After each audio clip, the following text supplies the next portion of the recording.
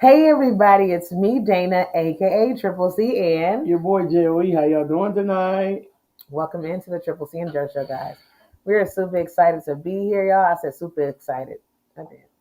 Shout out to everybody that's in the building. Welcome in. I'm so happy that y'all here, guys. It's been an awesome night. For y'all who don't know, my name is Dana, aka Triple C, and the Triple C stands for Creatively Created Crochet. I am tag teamed up with my husband, my partner, whose name is Joe's Bowling Sports and Ministry Talks TV. Bring it your bowling, your sports, your ministry, your talks, your TV, your bowling, and cooking, and a little bit of yarn. On my channel, I do praise and worship. We play games, we have fun, we laugh, we talk, we joke. And I am the youth pastor, and I do praise and worship, guys. okay. Come on over and visit me. We have a good time. You would love it. Well, you want to say anything else since you're talking about your channel? Go ahead and say the rest. Oh, so this weekend, guys, we will be having a Podiversary, Godiversary, y'all. I am celebrating my 1 year of being on YouTube this Saturday, guys. I would love for y'all to come over and visit me. Um, Hopefully, I can get some few people come up and do a song or two, some praise and worship, some prayer, um, all the above. I may do a few songs myself, a few selections myself, all the above. But we just gonna have a good time in the Lord and celebrate this 1 year because we know that it wouldn't be possible without God. Wow. So that's why I said Podiversary, Godiversary, because we celebrate the fact that God is so good to be able to allow us to be able to celebrate 1 year of being on YouTube, because 1 year has felt like a decade, and God has allowed us to go through this 1 year smooth sailing. We smile and we able to give Him glory, laughter, all the above. I'm just excited, y'all. Excited. Let's go ahead and greet. You ready to greet our family? Sure. We better greet everybody because I'm excited. But I'm 1 hot. year, I'm hot too. I'm really hot. I guess we gotta wait for our son to come up. Should we wait for him to come up or try to go ahead? All right, let's go ahead and greet everybody. That's what's wrong. I'm a little hot, Lord. We got the lights on and the heat is on. I mean, not the heat is on, but the air is up. So let's go grab up Bro Wolf. Shout out to Bro Wolf. We love you. How you doing tonight, bro? If you don't have him, grab him up. He always like to be the first one here. I love that. I like him. If he's not in the first one here, our sister Jane is the first one here. I love that. That's a good feeling when you come in a building, your family's here just showing love, even if they're not here, but they're here to kind of set that atmosphere. You know, they try to make sure nothing is going wrong in the chat. Come on in here, y'all. Thank y'all for that. That's a big blessing. Thank you so much, over 50 and Fantabulous. I appreciate that. It was all God. It was all God. Move myself out the way and I just let Him speak. That's what my motto is these days, y'all. Get out the way. Let Him give me what He gonna give me. Then I get out the way and let Him do what He gonna do. Because we know He gonna do it. We gotta trust and believe that He gonna do it in this season. That's what it's all about. And everything we do, trust and believe that God gonna do it. Yes. Sorry, I'm gonna start going. You better go. You better go. Hey, he on fire, Get y'all. out of there. He on fire, y'all. This is now. I had to speak 2 words today. I had to deliver 2 words today, and then he had to release. My husband was released to do deliver a word today. So we have been delivering words all day. I started off at Bro Brandon house, and then I went over to my beautiful sister, Minister Nisha house. Y'all, it's been such a blessing, y'all. I'm so happy, y'all. It's been a whole fiery situation all day, and it's been nothing but God. God has been doing it. So it's good when God allow you to be you, when He use you. You know what I'm trying to say? I don't know. I don't know if y'all understand what I'm trying to say. Is when God, He's everything, and He wants you to be used for His glory, to spread His goodness. It's a good feeling when He choose you. You ever been on a team and you've been waiting for a long time to be used? Okay. Oh God, I'm in there, guys. I can't stop. Jesus. About it. You on a team and you have never been chosen. You like, man, I'm gonna get picked today. Am I gonna get picked? You looking in the coach? He trying to figure out who's gonna be next. Somebody done got injured. Somebody done fouled out. He looking to see who he gonna pick. And the day that you get chosen, you've been sitting there, you've been studying the plays. You know what the next move is. You know what team, you know what their weaknesses is. You know one person can't go to the left. You know this person. I'm just being real. You are studying. He have us here studying. So keep your swords open so we can be studied. So when He pick us, we can be ready. We don't want He wants us to be ready in season and out of season. That's what His words say. If we are not ready, we won't be able to get picked. We wondering, why can't He pick me? He ain't picked me yet. I can't never deliver no word. I see Terrence every week. He don't never call on me. I can sing a little something. Terrence, what's going on? I had that. I told Terrence, I said, Terrence, you don't ask me to sing. You don't want me. I ain't ready. I gotta study. He say, sit down on a bench. I'm gonna do that. But seriously, y'all, we have to seriously be ready, and we have to start studying so that way we can get picked. And it feels so good when he chooses us, y'all. That's all I wanted to say. Let me get out there. Let me greet everybody. Y'all ain't even been greeted. Y'all say, can you say my name, please? Free Hanley, sis needs you. If you don't have a grab up, we love you. Free Hanley, y'all. They're gonna be doing some awesome things in the youth ministry as well, guys. We're gonna keep them lifted up in prayer. But we are youth pastors, and we know what it takes, and we know the different things that you go through during the ministry. It ain't just in the church house. It ain't just all those type of things. You're dealing with things at home. You're dealing with things in the financial. Everything can be attacked if you are not properly covered. And even if you are properly covered, you still have a level of trials and tests that you have to go through. Any ministry, you have to get through test and trial to test out the tools that he's given us, so we can keep them sharpened. If you don't use the tools, they won't ever be sharpened, because they won't ever. You know what I'm saying? The tools have to be used in this season. We can't let the tools to the side getting all dulled up and not being used, getting all dusted up, getting all, we have to use our tools. Our tools must be used. We have God's girl, my niece, guys, our niece. If you don't have a grab up, her command is exclamation mark. God's girl is exclamation mark. Gigi, we love you so much. We got Charlie B, Miss Charlie B. We love you, Miss Charlie B. She's like, try Ray. I'm behind the chat. I love y'all. Shout out to Bro Wolf again. Shout out to Emily. We've been lifting you up as well. We're going to keep her lifted up. Y'all, please, prayer words in the building. Let's lift her up. We got Holy Spirit Fire for our sis Jane. Shout out to you. If you don't have her, grab her up. She's going to be holding it down in the chat. So if you can't reach us, reach her, and she'll reach us. Pardon me, excuse me, very much. I'm so sorry, y'all. I'm so sorry. Minister Music invited us back for chicken and stuff and snacks, and I just had a little something. I'm sorry. But anyway, thank you, Minister Music. I'm not sure if he's here yet, but we love you, Minister Music. I will say when you come in. But thank you for the raid. Thank you for everything. Thank you for your love and your support. Y'all better grab it, Mr. Nuggets, Law. That's AKA Minister Music, Terrence Trower. His command is exclamation mark Trower. We'll be at his house tomorrow night for some nugget night. Those are life nuggets, guys, okay? Bring your sauces, your ketchup. Some people like ketchup with their nuggets. Some people even have a side of fries. I don't know what y'all eating, but bring them and come over to Minister Music House tomorrow night. Shout out to Grandma J Bug for the raid. She is on the amazing Platinum Squad. Y'all grab her command is exclamation mark J Bug, and she come over from the raid too. Thank you all for coming over. Again, if y'all missed what God was doing earlier, I was over Bro Brandon's house. Brandon Joseph Love Jesus. I was over there earlier. We love you, Dr. Destiny. We love you so much. Thank you for coming in here and being a blessing. This young lady right here, she was a part of an awesome trio, okay? Also, this is her own channel, but she's also part of a trio, Sister Empowerment Chats. So some of y'all be seeing Sister Empowerment Chat, but lately y'all been seeing Dr. Destiny. Dr. Destiny, hold on. Before I had my sisters, I was here, Dr. Destiny, and she would love y'all to be a blessing to her. Make sure we show her love, and make sure you greet her and help her in the season, whatever goals she may have. She's a blessing. She's an empowerer and encourager and an inspirer. Okay, we love you, Dr. Destiny, with all our hearts. Thank you very much for everything that you do and who you are, and for us and what you do. You bring a light to this channel. You bring a love to this channel, and we thank you for that. Over 50 fantabulous. Thank you for your love and your support. This is Lynn. She's amazing, and she had that wisdom as well. I love wisdom. Shout out to all my wisdom family in the building. Michelle Sleeper, we love you so much. This young lady, she worked hard. She listened even harder, and she'll be right there. You look up, you be like, oh, Michelle been listening. Jeez. You look up, Michelle got somebody knocking at your door, and she done blessed you with some goodies, and we appreciate you. Not even about the blessing. This is about just who you are. You don't do it to get any type of glory. You don't do it to get any type of recognition. But I want to recognize you. I want to give honor where honor is due, because I love you, and you don't have to do anything that you do. I thank you for everything. Y'all don't have her, please grab her up. Her command is exclamation mark Michelle. Let's be a blessing in this season. Shout out to Candy. We love you so much. Come on in here, and blessings to you, Nene. We love you. There go Mr. Music right there. There go Mr. Nuggets Law. Shout out to Mr. Nuggets. He's in the building, y'all, again. It's been a good time. It's been so great. It seemed like everything it's been a whole flow. Ministry Music was just saying it's a whole flow. And y'all have to understand it's been a whole transformation. If I went back and watched some of my old videos. He said, love you, Joe. Thanks for tonight. Oh, not a problem, Terrence. Anytime. And if you watch this channel, how it has transformed, God will do different things. My husband had a word, and it was confirmation. I just shouted all night long. My throat is a little bit on a groggy, a little soft, a little sore. But it's because he said this thing. He said, God do things for a reason. Some people are here for a season. Some people have to be here for whatever. And some people are just not right for you. And that's why God have to go. God sent them to go. And so it's so crazy when God put people in your life to do certain things. And when God would say, okay, y'all going to do this thing. I want y'all to come together. And when you come together, I have things that are better for you. So when we got with Ministry Music, we've been doing Ministry Music for almost 2 years. It's like a year and a half now. Okay, a year and a half. Let's say that. It's really close to a year and a half, if not a year and a half. Okay.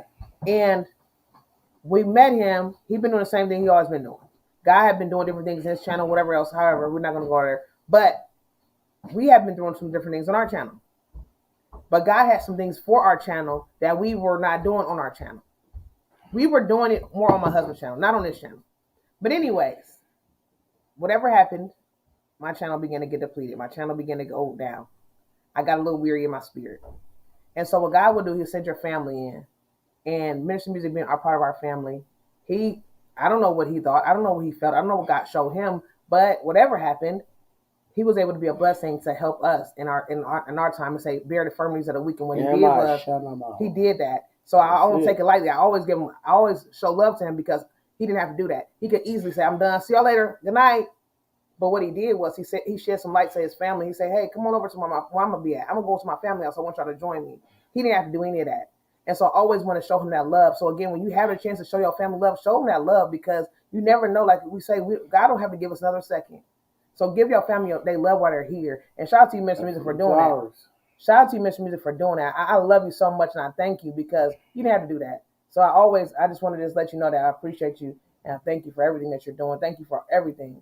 We got Sydney Johnson family in the building. We love you so much. I got to meet Sydney Johnson and family over at Sis Nisha's house tonight, and it was so fun hearing you sing and minister. It was awesome, y'all. Please check out Nisha James TV, one of our amazing family members. She's so sweet. She's so loving.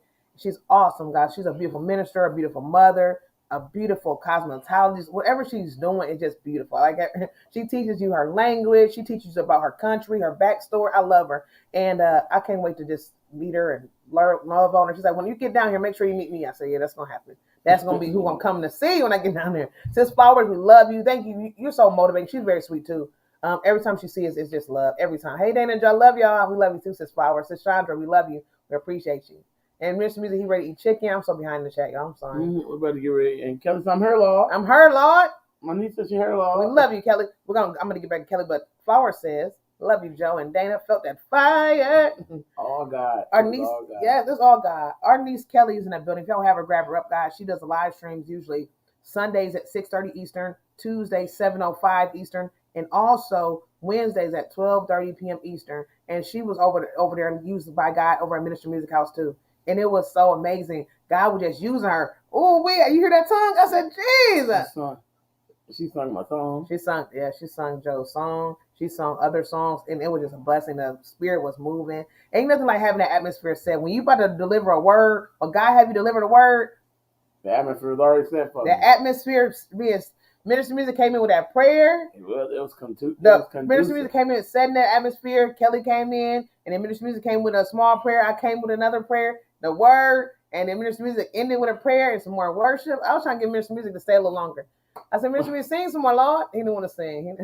Ministry Music, sing some more, Lord. But it was so good. It was a blessing. Selah said, welcome in, Selah. We love you. We love you. Said, you're hot because your husband preached fire tonight. Jesus, that firecracker. I'm telling you, that word was so good. It was awesome. Y'all, to God be the glory. To God be the glory. Man. And he had me being used today. And Julie, Shavy Mazel, we love you so much. How you doing? Get in here. How are you doing tonight? Yeah, I'm telling you, he gave me the title of that word. It had to be over a week ago. Mm-hmm. But he gave me nothing. Mm-hmm. He gave me absolutely nothing to today. Wow. I said, God, he been doing it to me lately. He been doing that to me lately. He been giving me nothing. Oh, Lord. And look, y'all, I'm going to let her tell it, but it just kind of blew my mind. Because my wife had nothing on paper when she went to Nisha. I'm just going to leave it at that. Oh, God. She had nothing on paper when she went to Nisha. Oh, my God. She said, babe, I don't even know what I'm going to say. I don't know. So all I got the title. I said, oh, my God. I said, well, you got to go. I didn't have a title. You didn't have a title. She didn't have a title. I didn't have a title.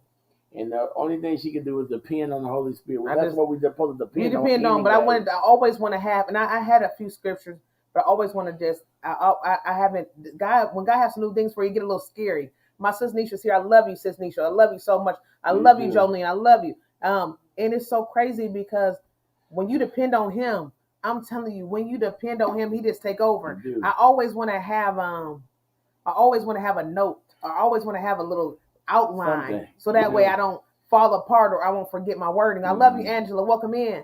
I always want to have something like a little guy, y'all. I don't know what y'all do. Angela. We love you so much, and I always want to have something. And so I got so worried. I said, Lord, you're doing some new things.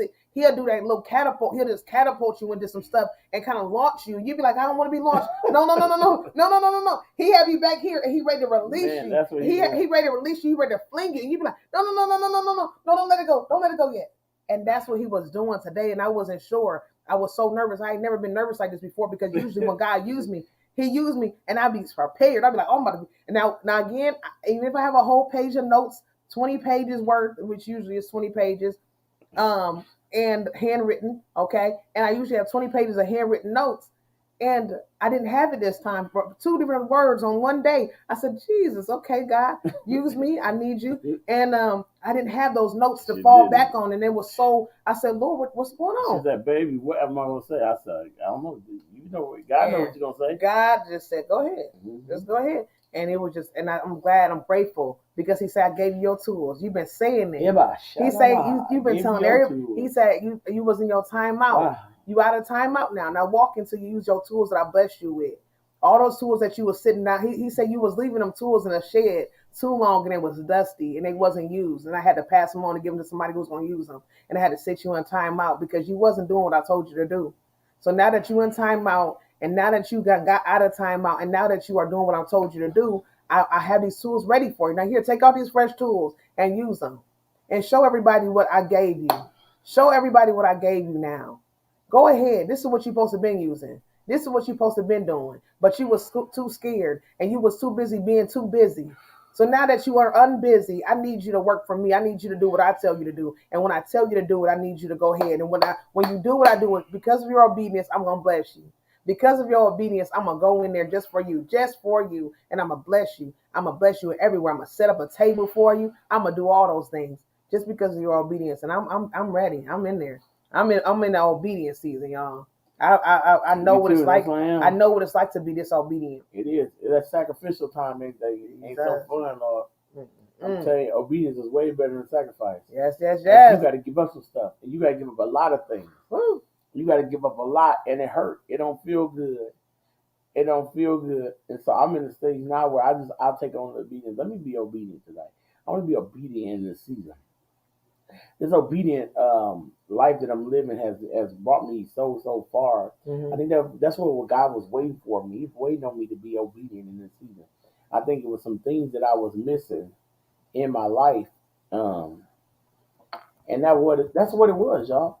I'm transparent. I'm just very transparent. Go in there. I have no problem with being transparent. Go in there. I think I was missing that obedience, y'all. Wow. I had to be. That's what I was missing in my life. That part of just saying, yes, God, whatever you say. Whatever you need me to do, whatever, I'll do it. You know what I'm saying? I was in a place where I was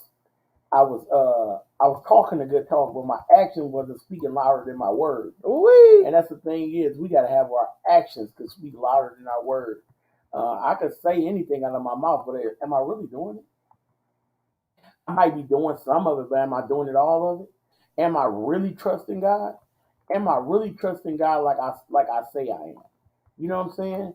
Because I don't feel like I'm trusting God like I say I am, if I got to write 30 pages to bring a word. My God. I'm not trusting God that He going to move through me. Wow. If I got to write 30 pages. That's what I was doing. I know I was doing.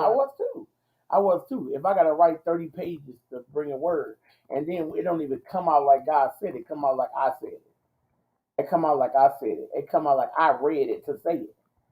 And that ain't how it is. And in this season, He's just doing a different thing now. He's doing a different thing in me. He said, look, I know you trust in me. I know that you trust me, so I'm going to lead and guide you in this thing. And so guess what? It may be sometimes where you might not even get 2 pages of note out of me. You may not get that out of me this time. I need you to just be a willing vessel, and I'm going to say what I need to say. And the people going to receive what you need, don't receive what's being said. But I just need you to be the willing vessel. That's what I need you to do. I need you just to be my mouthpiece. Can you be my mouthpiece? Can you trust me enough to know that I won't let you fail in any situation? And first and foremost, fail behind that pulpit. Once I give you your assignment, are you gonna trust me to know that I'm gonna say what I need to say. You gonna move out the way, and I have.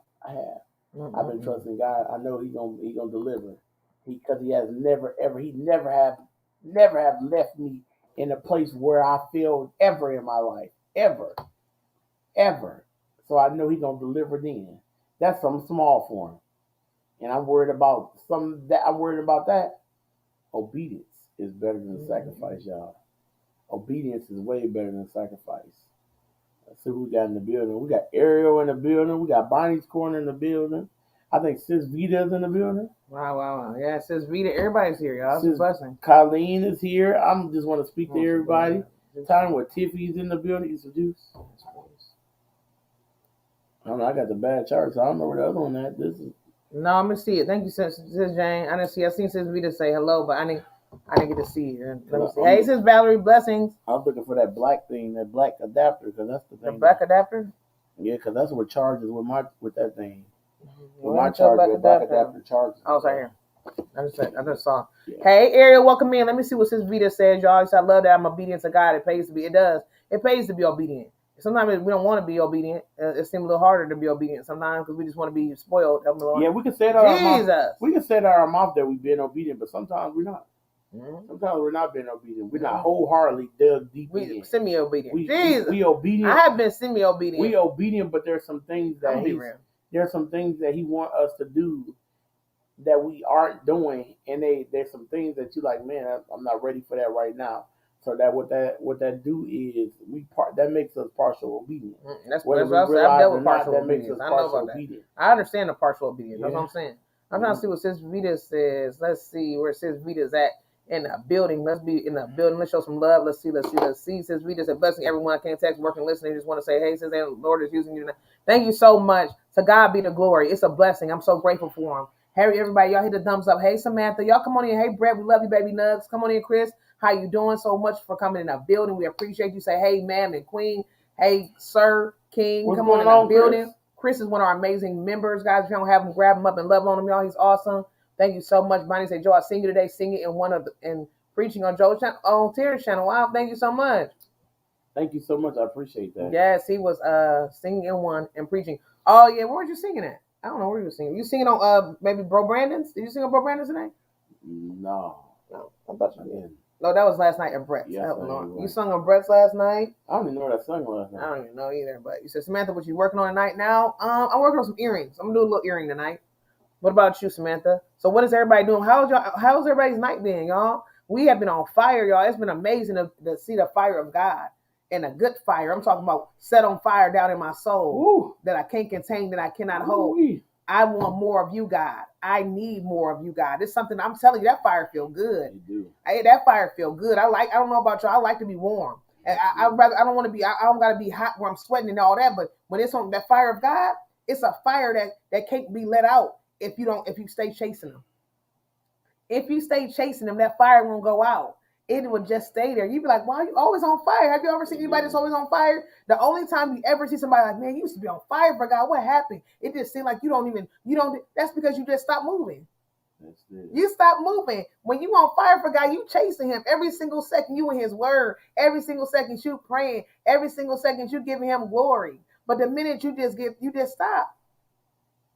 You stop. You testing. Hey, Lauren. Look at Lauren testing, Lauren. Come on here, Lauren. I like that. You got a new name. I like that new name. I need you to Saturday. I need you to do like a 10-minute word on Saturday. Oh, geez. Just 10 minutes. It could be 5 minutes. 5 minutes. Because I'm gonna have some other people do some stuff too. Oh, Jesus. I need just 5 minutes. Give me 5 minutes then. Like, it's just like an inspirational. I will do whatever you want me to do. 5 minutes. It's your 1 year celebration. I am honored that you would even want me to do that. So I will definitely do that. Just 5 minutes. I need you. 5 minutes. I need Terrence. To do a little bit of praise and worship. Did you even? I don't even know. I'm just saying. All you can do is tell me no. Wow. I just need like 5 minutes. You don't know what nobody's Saturday look like. 5 to 10 minutes. It don't matter. That's why I'm gonna get a lot of people. And whoever don't show up, they don't show up. Okay. I need Terrence. Tell Gigi I need her. Terrence, are you still here? Terrence might not be here, Lord. He had to go get some chicken, Lord. Suzanne, tell Gigi I need her. What about Suzanne? She coming up? She might go come here. Say, are you busy Saturday? I mean, all you can do is let me know. All I need is like 5 minutes. Wow, If you got like y'all. a 5 minute something inspiration in your belly, you want Do to just you say, have it? huh? Oh, and look, Sister said, I love when you sing. Stay, bro. Can you sing a little bit? Sing a little bit, then maybe the people will come up. Sing a little something. Come on now. Look, you like I said, I know. What about Sis Nisha? Sis Nisha probably got to work. Sis Nisha, you got to work. Look, we got everybody coming up here. Chris, you want to? Jesus. I know what it's like. Okay. To be in the presence of the Lord. And I know what time it is. Hallelujah. Because time stood still. And bodies were healed. And families restored. Because we stay here in the presence of the Lord. Hallelujah. Don't even have to say a word. Couldn't even make a sound. But I give up everything for this treasure I found. Never wanted it to end. Hallelujah. So I'll stay. I don't want you to go. 'Cause my heart is burning in your presence, Lord. Oh, so I'll stay. Hallelujah. I don't want you to go. 'Cause my heart is burning in your presence, Lord. And I want more. Oh, God, I want more.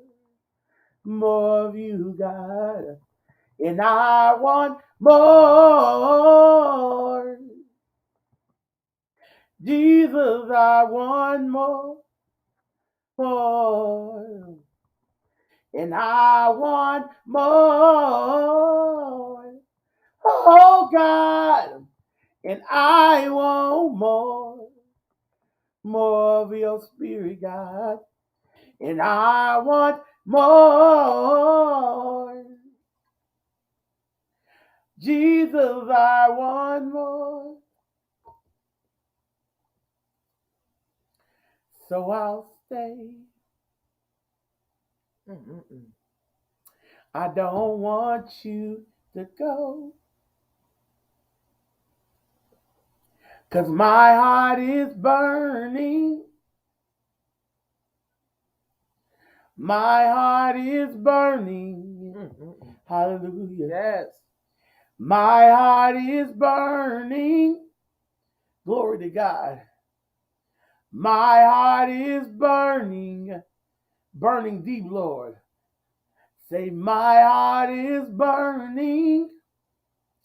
Glory to your name, Father. My heart is burning. My heart is burning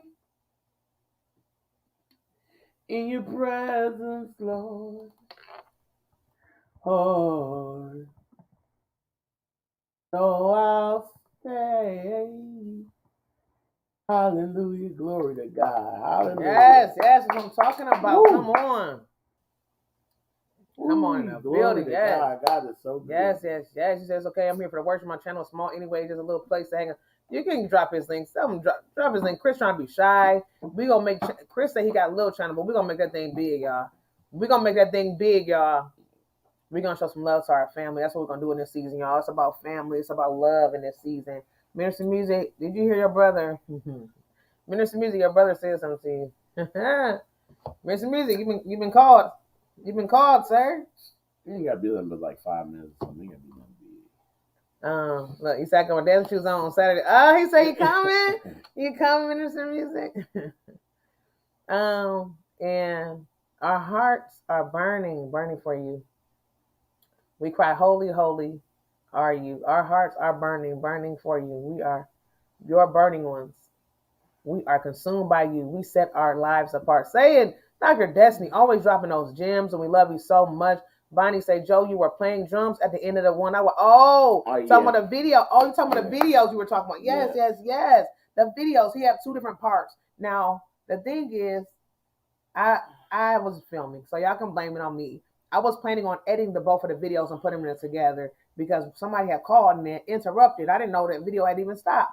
So I had to hurry and start back up again, y'all. So I was going to put them both together, but Joe said, let's go ahead and we have part 1 and part 2. So that's what we did. And I have another, you said, Joe, you have any music recorded? Wow. He don't have no, everybody keeps saying that. Like, he sales lady, I'm going to be honest, it's been like probably like 20 or 30 people who ask this and say, you must get it done. Like it's God told me, some people say, God have told me this. It's a lot. I believe it's time.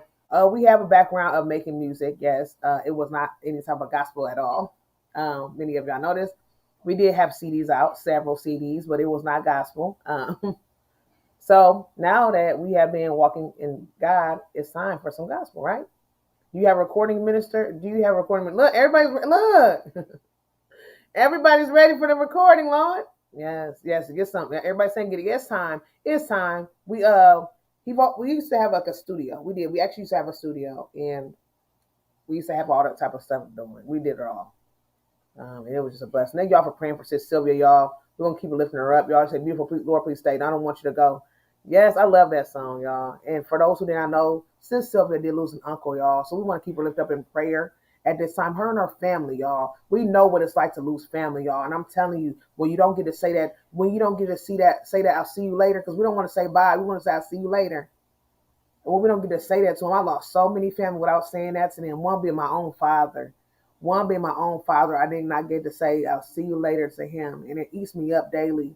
And it's something that I have to forgive myself for. Again, I always have talked about forgiving other people forgiving me, but sometimes we have to forgive ourselves. I had to deal with that thing. God, please help me to forgive myself, because it eats me up. I can't say my dad's name. I can't talk about him without tears welling up in my eyes, because I know I was disobedient. And God told me, he said, I'm going to take away things if you don't make time. And I didn't make time for my dad. So he said, well, you didn't make time for him, so I took him. And it eats me up every single day, and it just tears me apart. And I have to get that thing right. I have to forgive myself. Good for you, so you know your dad. I have to forgive myself in this season. He's very proud of you. He would be so proud of you today. He would be so proud of you. Who the woman you have become. I know I'm proud of you, so I know he would be. Wow. He would love to see the woman you have become. Wow. Everything that he always knew you would become. Mm-hmm. Everything that he helped raise. He know. He watching down on you right now, just excited. Woo! Giving you, clapping you on, rooting you on. Wow. Everybody's loving on each other in the chat, y'all. Okay, yes. Thank y'all for the prayers for Sis Sylvia. Y'all are off the chain. This is what I'm talking about. It's love. It's love. We believe in love here, right? It's all about love and positivity here. Minister Music say, yes, he's going to be there. So he's going to be there. Minister Music, you know what time? You got the thing already, though. Yeah, it's going to be 7 Eastern, 6 Central, 5 p.m. Mountain, 4 p.m. Pacific Standard Time. It's going to be a good time, y'all. I ain't gonna hold so I don't know. I mean, it can be however long somebody want to be there, Lord. But the thing is, you said, okay, so you got, I don't know how you're going to start it off, how you're going to do it, but it's going to be really fun, y'all. I don't know if we're going to have games. Yeah, we're going to have some games. We're going to have games. We're going to have prizes. I don't know what we're doing. Jesus. I'm going to have to try to earn some cash because I want to give something away. So I'm going to work hard, guys, and get me some orders in. I'm going to give me a couple patterns sold. I'm going to get a couple things. I want to raise a couple dineros because I want to bless somebody. I haven't ever been able to give out a lot of stuff lately. So it's time for the giving to be given. It's like giving, it shall be given. So this Saturday, y'all, please be there at my husband's house, Joe's Bowling Sports and Ministry Talks TV. If y'all not subscribed, please subscribe to this channel because we're going to have blessings. We'll have giveaways. We'll get to know Joe. We're going to probably do a little bit of Kahoot of how you know Joe. Like, let's see how much you know about him. On my birthday, we did some stuff. And on his 1 year we're gonna celebrate. I'm celebrating 2 years of YouTube, y'all. Yes, I did not announce it, and I forgot about it. I forgot about my 2 year anniversary, which was September 26th, and I did not get. It's 7, sis. 7 Saturday. 7. Yeah, 7 Eastern. Saturday. 7 Eastern, 6 Central, 5 Mountain, 4 Pacific Standard. And I forgot to announce that I've been on YouTubing for 2 years officially. That's right, 2 years. This Triple C and Joe show has started October. The Triple C and Joe show started April something. Help me, Lord. I want to say April 5th. I want to say April something. April of 2020, the Triple C show started. The Triple C and Joe show started. Blessings to you too, Nisha. Blessings to you too, Sis Nisha. We love you. Blessings to you. Thank you for everything, guys. We were able to go to Sis Nisha's house Monday for the men's conference, and also Wednesday for the women's conference. So Triple C and Joe show started back then. My craft hour. I'm going to do something big for my craft hour family. Okay, let's do it. Let's do it big. Thank you, over 50 and Fantabulous. Thank you. Yes, thank y'all for that love. I posted my first ever craft hour, which was October 26, 2020. I started that thing back then, and I posted it in my community tab, and I'm asking for those to watch the video and leave a comment under the original, because I really want to do a giveaway when October 26th comes back again. That is my daughter's birthday, so I will never forget the beginning of my craft hour. God had told me my vision. He gave me a vision to say, I want you to wake up in the morning to do a craft hour. You've been doing this stuff at nighttime, but people are missing you, and you're missing your blessing. You're blocking your own blessing. So I need you to wake up early in the morning, because you're sleeping and you're slumbering throughout your day, and you're missing what I have for you. I was sleeping and slumbering, missing my blessing. So he said, wake up. And he had me to wake up at 9 in the morning or 8 in the morning to be ready at 9, but then I ended up moving it down to 9:30. And so I've been almost celebrating that thing for 1 year. So we're going to do something real nice for that 1 year of my craft hour with Triple C. I love that. If y'all don't know what that is, it's morning time. I craft, I pray, I greet everybody, and we do a fun craft. It's awesome. It's every Monday through Friday at 9:30 a.m. Eastern, and everybody gets to come in. I thank y'all. I've been having people come in from, I go back and watch and see who started this thing with me, who's here. And there's a lot of people that's still here. That's awesome, y'all. Let me see. What is everybody's weather on tonight, y'all? We didn't get to talk about weather. We didn't get to talk about anything. And then my making meat. I started my making meat like March 5th of 2020. So I'm almost have 2 years of making meat, guys. When next March comes around, I'll be doing making meat. Y'all know what that is. That's every Thursday at 5:30 Eastern, y'all. So it's so crazy because the Triple C and Joe show and then the craft hour, those are 5 days a week. But when we first started Triple C and Joe show, there was 7 days a week, y'all. 7 days a week of us coming together and just hilarious laughing, game nights, whatever it may be, praise and worship, freestyle worship. I will bring out my guitar and do a little freestyle worship. Y'all will give me words in the chat and I will sing along, and I would just go and strum a bit of a guitar acoustic, and I really wouldn't know what I was doing, but it sounded semi-good. And it's a blessing, y'all. I just love y'all. And I'm going to ask y'all what the weather is where you are, if y'all want to share, because I want to share what our weather is. What is our weather, y'all? Our weather has been breaking down every single night. Let's see what it is. Our weather is 61 degrees tonight, y'all. It's 61 degrees. Hey, Shonda, welcome in. Shonda's in that building. Thank you so much. Thank you for the love and the support. I appreciate you. How are you doing tonight? You said, yes, I've thought now I can finally try to travel to see him once I think. So don't beat yourself up. That's one thing we got to remember. I'm dealing with that myself, sis. Please don't beat yourself up, sis Sylvia. That's one thing we got to do in this season. We cannot beat ourselves up. God will not want that. He will not want that. That's the thing. We just got to make things better with other relationships. If we miss out on one, that's okay. Give it to God. And now other relationships that we may have not been able to tap into or be able to miss or we haven't talked to. Now it's time for us to go do that. And that's what God got me. I started being able to meet up with my aunt. We have an aunt who's 105 years old. Yes, so glory be to God. She have hair on her hair. She have teeth in her mouth. And God said, I want you to start doing more things with her. You see Nisha's over there? Nope. I didn't see it yet. Let me see here. Right there. Right here? Okay. Sales lady says 72 degrees. Okay. Also, Nisha says, yes, I can't come on Saturday. I won't be on social media. I'm being ordained by my church as a pastor. What? Yay! That's what I'm talking about. No worries, sis. We love you. I know weekends always can be a little bit busy. So congratulations on your ordination. Yes. Your confirmation ordination. What a blessing. Amen. Oh my goodness, what a blessing. What a blessing. So it feels nice down here in San Antonio. It's probably about 65. Really? So we got like, what is up with all the Texas family? Shout out to my Texas family. It's a blessing to have y'all here. Lauren said, I haven't gotten a clue about the weather. It's 4 a.m. Wow. Oh my gosh. Yes, insomnia. You're a night owl. We'll say night owl. We'll use that word. And let me see what everybody's saying. Yes, you said yes, drive fast. Anyone can want to join can do so. Really? Okay. Okay, sis Nisha. Okay, 64 here. Okay, 64. Angela says 72. It's a cool night. Oh my goodness. You're so welcome. You're so welcome. You are so welcome. No, don't get it. Don't beat yourself up. I know it hurt. And I know it's probably gonna take you a little time. Just keep on praying. It's gonna take you a little time to get that off you. I'm speaking not just to you, but I'm speaking to myself too, because I deal with that. We so many shoulda, woulda, couldas. But it don't all the time we keep spending our time doing that, it's not gonna change anything. We gotta get to that. What's that serenity prayer? We gotta accept the things that we cannot change. I understand that it's harder, easier said than done, but we have to remember that thing. We have to be strong in this season, and we have to just work better to other relationships that we may have missed out on. That was just a warning. That's all it was. We got a warning, and so now we know what to do next in the new season. I need that, and also a little bit of this. We got any more of this? Yeah. That's what we got to do. Sis, don't get discouraged. I understand. It's gonna be okay. We're gonna be praying because it's okay. God is so good. He's so worthy. Jamaica is 26 now. The cold. We normally are at 86. What? Okay, now. Okay, I don't know if we're talking Fahrenheit or what we're talking here. Sis Jane said 66. Wow, 66. Sis Dr. Destiny said the weather is 73 here. Wow, 55 where Bro Wolf is at.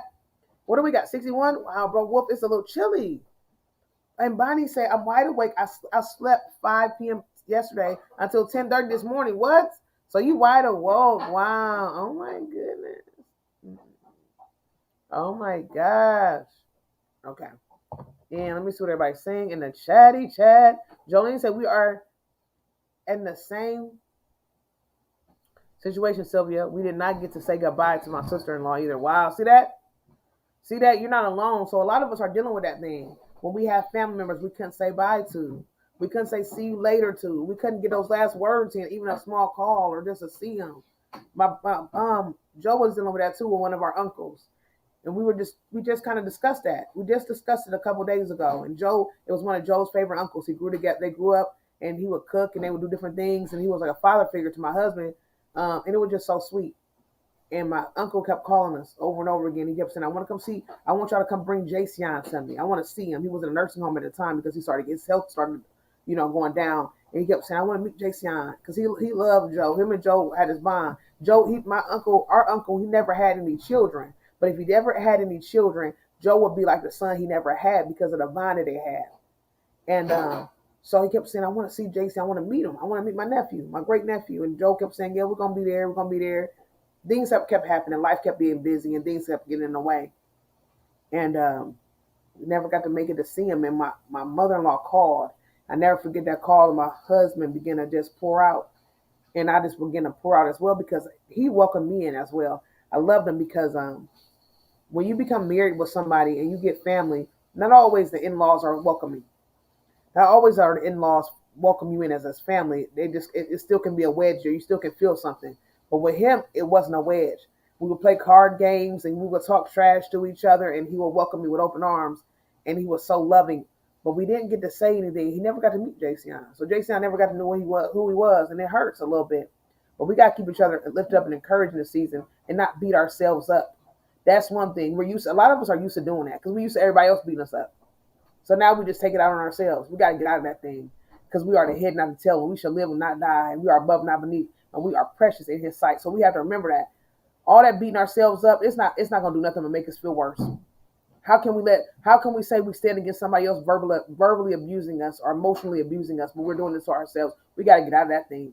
Not if we celebrate that we love ourselves. Oh, I love myself, but every so often I still want to beat myself up. I love myself, but every so often when I get by myself, I'm telling myself what I could have done better. I could have looked better. I could have lost a little bit more weight. I've been dealing with that. Oh, I've been at this standstill. I could lose a little more. What else can I skip out on eating? What else? How harder can I work out? I was doing so good. I was losing weight. I was doing this. Now I'm not losing nothing. What do I do next? What am I doing wrong? I'm beating myself up. You know what I'm trying to say? So again, everything happened for a reason, but we got to get out of that beating ourselves up. We worked more than that. Like I told you, you didn't gain enough. And I'm not gaining any, so I'm grateful. I'm losing. I lost a couple. I lost a couple pounds, but I haven't really announced it because I felt like, oh, it's not really much.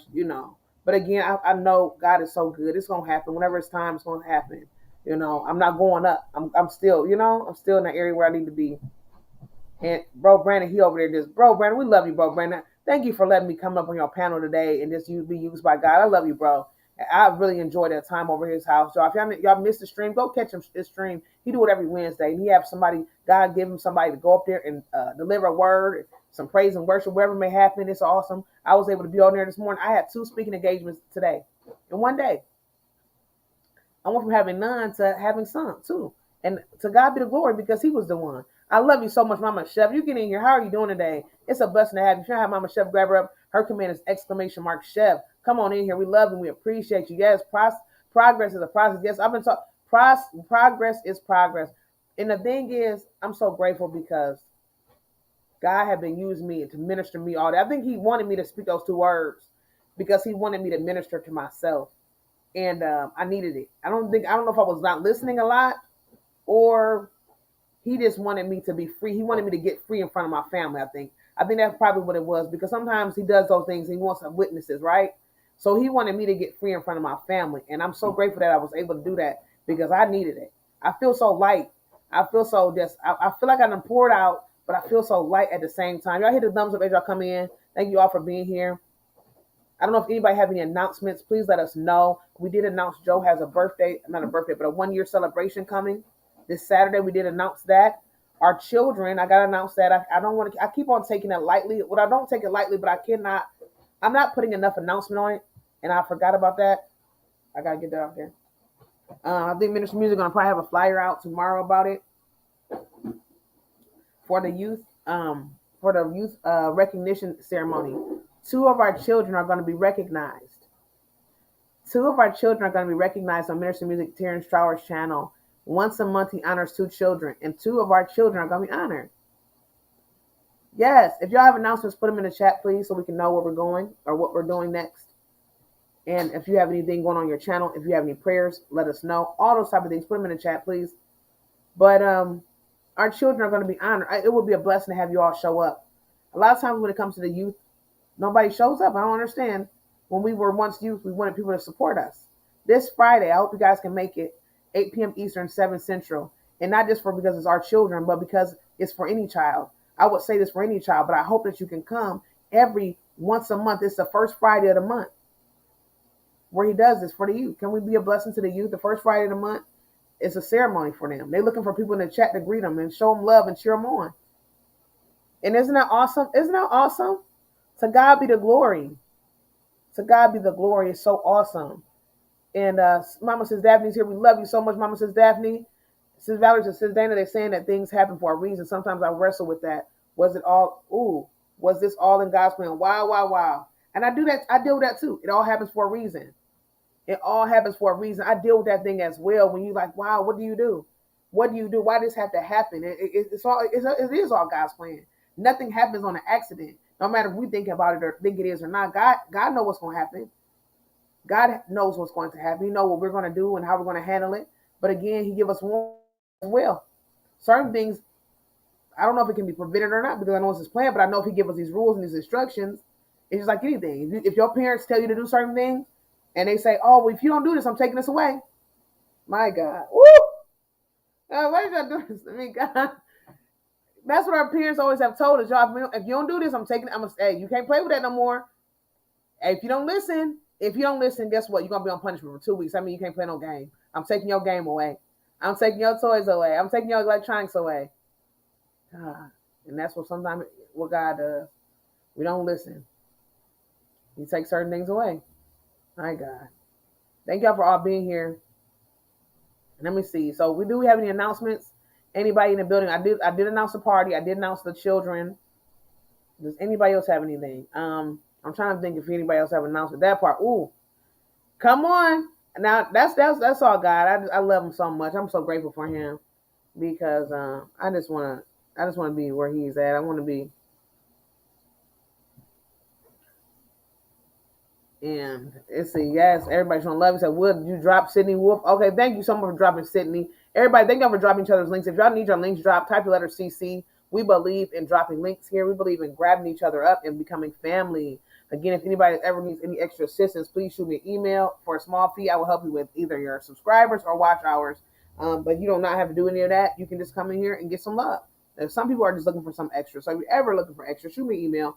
I will tell you the prices, the fees, and then you will get what you need. All right, let's see here. Let's see. Everybody's showing love. We said the closer we get to God, the more we understand what wow, isn't that right? The closer we get, and it's so crazy because we start understanding them. And it feels good to understand them. It feels good. And it's like, wow, I've been running all this time. That's what the enemy, he's so crazy, he's so crafty. We really will run for him all this time, thinking this is going to be so hard, thinking it's going to be we got to give up so much, thinking that we're going to be just so dead and we're going to be so dry. Ain't no fun in God. I'm talking about myself. I'm running, and not realizing this is the best I felt in my life. Okay, I'm just being real. Help me, Lord. This is the best I ever felt in my life. Wow, and I'm running. Why did I run all this time? The enemy had me running scared to death. I'm running away from God, and now that I'm running toward him, I'm on fire. That's off the chain, y'all. I'm being real. I'm on fire, and I love this feeling. Wow, there you go. Yes. There you go. Say it again. Lauren say yes. Try not to lose yourself in the what ifs. Unfortunately, our parents are humans, and it takes a lot for people to be self-aware enough to change. Ooh, wait, say it again.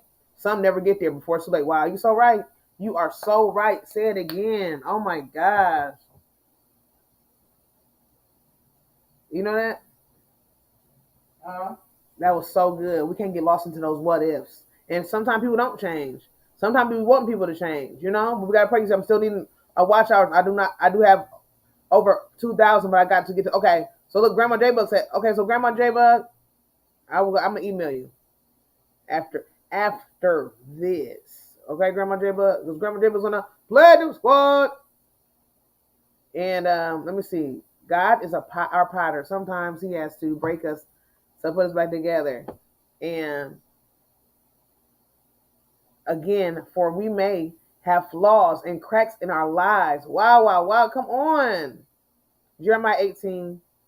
Hath not the potter have power over the clay? He loves us. Wow, that is so good. Thank y'all for this. Thank y'all so much for that. Thank y'all so much for the words of encouragement and the love on tonight, y'all. We need that. It's a good, because I'm telling you, it's been a season. It's been so much going on in the season. And I've seen so many of my family lose family. We're going to be praying for Terry Joe, who lost our cat. Pumpkin, rest in peace, Pumpkin. So many people have been dealing with some loss in this season. And it's been a little bit of a crushing season, but again, we already know what happened in that crushing season, y'all. So don't get so weary right now. Even though it may be hard, don't count it strange. Don't think it's strange that all this stuff is happening, because it's going to be a crushing season. Some of us have been through that crushing season, and we're on different. All of us are on different parts of our path right now. Yeah, but don't think just because you've been through it ain't coming back. No, I feel like it's a cycle. To me, I don't know if it is. Is this real? Is it a cycle? Some people are on the part of, they've been crushed for so long, they finally kind of getting through it a little bit toward this end part, and some people are back. They've been through that part where you was at, and now they're going back to this part again. However, it's a cycle because of a part of your elevation. Wow. Okay. As long as you in this world, you're gonna elevate. So you're gonna have to go through different things as you elevate. In the spirit realm, you have to go through something. It's part of the elevation realm. Wow. That's it. I'm obedient. I'm doing this. I'm doing that. Wow. But it's gonna be a process that's gonna break you. Wow. So you ain't gonna be able to be obedient again in a certain area or in a certain way. You gonna feel like you can't be obedient. It's gonna be a test from God to see if you remember everything you speak out of your mouth. God gonna test you and see if you're able to do it. Oh my goodness, you're right.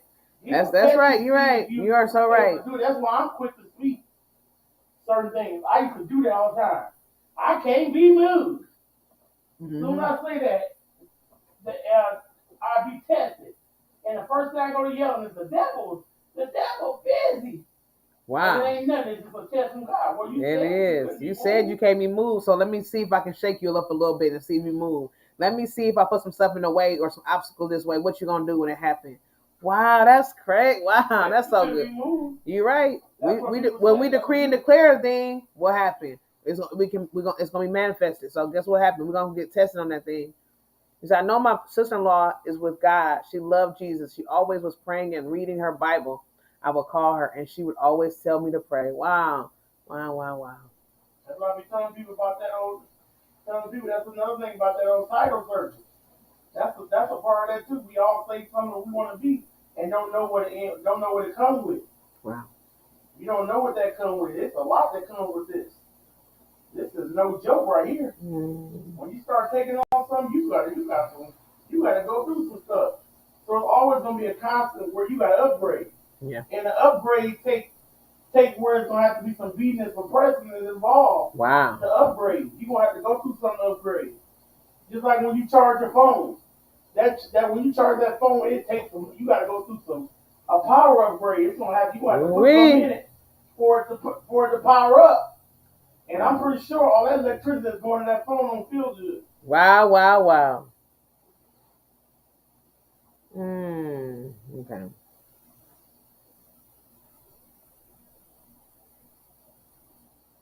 Let's see here. Brett said he on fire over there. And Lauren says, I used to be disappointed with adults, but I'm an adult now, and I have to make my own choices. My dad is a very difficult personality.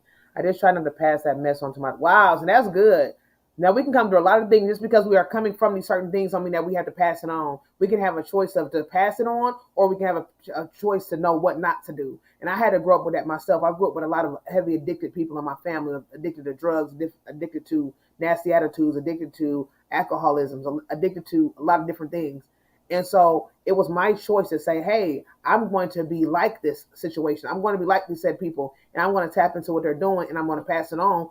But instead, I said, no, what? I didn't like it. I know what it felt like to be a victim of it. I know what it felt like to have that neglect. I know what it felt like to be alone because of the addictions. I know what it felt like to go through not having certain things because of the addiction. So what I'm going to do is I'm going to give my children everything that I didn't have. And I love that. I love that about how God has had me to be.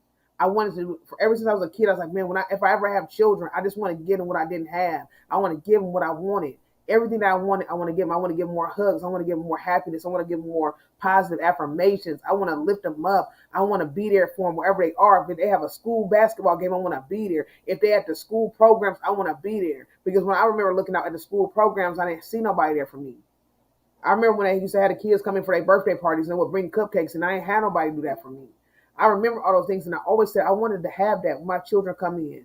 I remember when they came for the hairstyles and looking cute and all that. I had to learn how to do my own hair. My grandmother was older. She was born in 1931, rest in peace. And so she didn't know how to do hair for my hairstyle when I was born in 1987. And there was the 90s and the hairstyles. She didn't know how to do that. So I had to learn myself. I had to learn how to give myself relaxers and curl my hair. I had to learn that. You know what I'm trying to say? She did her best. I'm not never knocking that, but I had to give her what I had to learn myself. And so I always vowed to myself, I'm going to give my children what I didn't have. I went to school for cosmetology. I said, I'm going to school so I can know how to do these type of things. I'm going to have all this stuff. I can do manicures and makeups and whatever I need to do because I want to make sure I can give my children what I didn't have. And I understand what you're saying. That's what we have to do in this season. We cannot do. I understand a lot of us come from a lot of dark places, but again, it's the fact that we're out of those dark places now and gives him glory, and we give him glory for. I'm not in that dark place no more. I'm not in that sad place anymore. No matter whatever place I'm in now, it's not where I was before. My God. We all have love. We all have to love everyone we come in contact with. Yes, we do. We got to love them. We do got to love them. Exactly. We might not like the spirit that they're operating in. That's one thing. That's another thing. We might not like the spirit that they're operating in, but we got to love them. He said, I have been accused of being too holy, but God says I should. Wow. Leviticus 11:44. When you come in contact with God, you can't remain the same. When we are transformed by the renewal. Say it. Yes. You're right. We are transformed by renewing of our mind. We can't conform. That's the thing. Say it. Look, bread is on fire, my God. Wow. Yes, your son is on fire, Ministry Music. And let me see what everybody's saying. You say yes. Okay, read that. Can I ask you a question? My mom distracts me and gets my mind off God. What can I do? Wow. That's what Bro Brandon says. What I just spoke on that, Bro Brandon. Okay. Even though you live with her, Yes, say it you again. still don't have to. She's one of the people that you just got to cut off right now until she get right. There you go. Exactly. It don't matter if she live with you, still can cut her off spiritually. Wow, wow, wow. Cut Say her it. off spiritually. Make sure that she cannot distract you. It's not personal, it's spiritual. It's not personal. That's it. You said it right there. Don't let her distract you. So right now she's operating under a spirit that she don't even know she's operating under. So you just got to do you in this season. No matter you love her, you ain't gonna stop loving her. But it's cutoff season. Mm-hmm. If I love everybody, but if you distracted me from what God got for me, I can't do it. I just can't. Not in this season, I cannot do it. I don't care who you are, I can't do it. Mm-mm. I cannot do it. I have to get what God has for me. And if you don't cut her off, you're gonna stay in the same position. And that's what the enemy want to see. She allowing the enemy to use her right now. Wow. So you be the bigger person and cut her off till she ready. Wow. And when you cut her off till she ready, wow. she gonna turn it around and that spirit gonna jump off of her. Wow. So they gonna know that you ain't clean. Wow, the enemy gonna know that you ain't clean. Mm-hmm. When you cut off your mama, the enemy gonna be like, man, you cut off your mama. And just keep her prayed up though. That's one thing. Stay praying. That's why I spoke on the night. Yes. Always pray. You always gotta pray. Yeah. I had to deal with that myself. I had to deal with that myself, bro, Brandon. I don't know if your mom like Minister me say, is your mom saved? Did she know God? Did she love him? Did she give him all the glory, all the honor? See, I dealt with that thing. And I'm talking about my mom who didn't want to get into that. She didn't want to get into what God was doing. She knew who he was. But my mom would play. My mom would play with him. And I love my mom with all my heart. She may even watch this later. I love you, Mom. But she'd get to God's house and she'd accidentally slip up and say some nasty things at his house. The thing is about God, I don't play with him. I don't care. I treat him like he is. He's like most high. That's who he is. When they come around, when I was a kid, I played around. I had a nasty foul mouth. I didn't speak no nasty words around no adult. I never did. You never heard me slip up around no adult. Adults didn't even understand that I used to speak nasty language. I only did that around my peers. I'm not proud of what I did, but that's what I did. I had a sailor mouth. I did. But when I get into his house, it's all off limits. I know he see me even when I'm not in his house. I know he see me when I was outside the house and I was acting a fool. But when I was in his house, it was everything. And so when it came to my mom, me and my mom, we have a different relationship. We have something different because my mom went through some different things than I went through, and I never understood them. So I have dealt with unforgiveness for a long time when it came to my mom. I didn't forgive her. I couldn't forgive her. I had to pray, and then God gave me a word, and I had to deliver the word right in front of her, and I had to forgive her in front of everybody. He said, I want witnesses to see that you've forgiven her, that your heart has changed, and that you got to understand that thing. She was going through some things herself. She didn't even understand. You were so busy being selfish that you was too busy mad at her for all the stuff she was going through, but she was going through things. She couldn't love you right because she wasn't loving herself right. And I couldn't understand that, Mama, why you doing drugs? Why you over here doing this? Why you gone? Why you not here? I needed you, Mama. Why weren't you here? Why was I getting raped and molested, Mama, when you was over there, though? You was over there, and I was holding on to that, and I couldn't forgive her. Every time I looked at her, I thought about the rape. Every time I looked at her, I thought about molestation. Every time I looked at her, I thought about all the times we didn't have nothing to eat, and the lights getting cut off, and the water getting cut off. I thought about it. I thought about the roaches and the rats every time I looked at her. And God said, you got to get yourself together because I'm going to create you a clean heart, but when I do it, I need you to keep it there. I don't need you to go back there. I don't need you to remember none of that stuff. It's time to forget that stuff. It's time to let it go. It's time. Your story gonna help somebody else, but you can't move forward if you keep on looking back. You can't move forward if you still looking at yesterday. How you gonna move to next month? I got stuff for you for next month to do. I got elevation for you for next month, but you back there. You looking in your past. I need you to come over here. You won't forgive your mama. It's time to forgive your mama. She didn't know what she was doing. She didn't have the love that she needed, so she couldn't pass on no love to you because she ain't never been loved. She was searching every single place for love, and she needs your love right now. So let go of all that hurt, let go of all them tears, let go of all that anger that you're dealing with, and love her because she needs love. She was looking for it for everywhere she went to, and she never found it. And so she looked to drugs, she looked to alcohol, and she found it there for a short minute at a time, and it tore her down, it broke her down, and it tore her apart. Now you got to love on her because you're going to be the only one that's going to love on her right. You her daughter, you her firstborn child, and she needs the love from you. She needs your approval. She needs your forgiveness. She was looking for my forgiveness for so long. She would try to buy me. She started trying to give me stuff. Here, Dana. Every time she had something, she would be broke. But everything that she had, she tried to give it to me because she just wanted to make me happy. She thought it could make me happy. It could make me be happy with her again. It could make me forgive her again. But my God, God said, I'm gonna do something new in you. I need you to forget. I need you to let that thing go. Because you ain't gonna never grow. You ain't gonna never get no better. And you know what? If you don't forgive her, I'm gonna have something going with you and your daughter. That's what I'm gonna do. And I said, God, okay, well, I'm shutting it up. I'm gonna shut this thing down. I'm gonna forgive her. Because I can't have that thing with me and my daughter. I can't have that generational curse passed on. He said, if you don't forgive your mama, if you don't let that thing go with your own mama, then I'm gonna we're gonna let's see this curse going in. Let's keep it going then. And I said, well, God, I don't believe no generational curses. I don't want to spread nothing. Let's nip this in the bud. Let's kill this thing right now. And he began to work with me every single day. So when I seen her, he started bringing her around more. He started making her live closer to me. See, the thing is, before she never lived close. I didn't have to see her too much. I didn't have to deal with her too much. I could call her on the phone every so often. I could be okay. Hey, Ma, how you doing? Love you, hugs, kisses. But the thing is, he started having her live down the street, walking distance. The kids can walk to where she can walk if she needed to. He started having her where I needed her more. We didn't have no vehicle. We had to call her to pick us up and take us place. I'm just saying this is what he did. This is his plan. It wasn't mine. He did this. He said, well, since you say you forgive her, let me see then. Let me see how much you forgive her then. Because I'm going to make her live right next to you. I'm going to make her live where she got to come down and sit in your yard and y'all talk all the time. And we got to do different things all the time. He did it. It was his plan. He was trying to test me. He tested me. And when she came over, what I do? I talked, we chatted. We had a good time. We laughed. We joked. We still do. This is what he had to do to see if I was for real when I said I forgave her. Because if I didn't forgive her, when she came over, I could be rude to her. When she came over, I could have not just enjoyed her and spent time with her. When she came over, I could have still gave her a nasty little look and treated her nasty.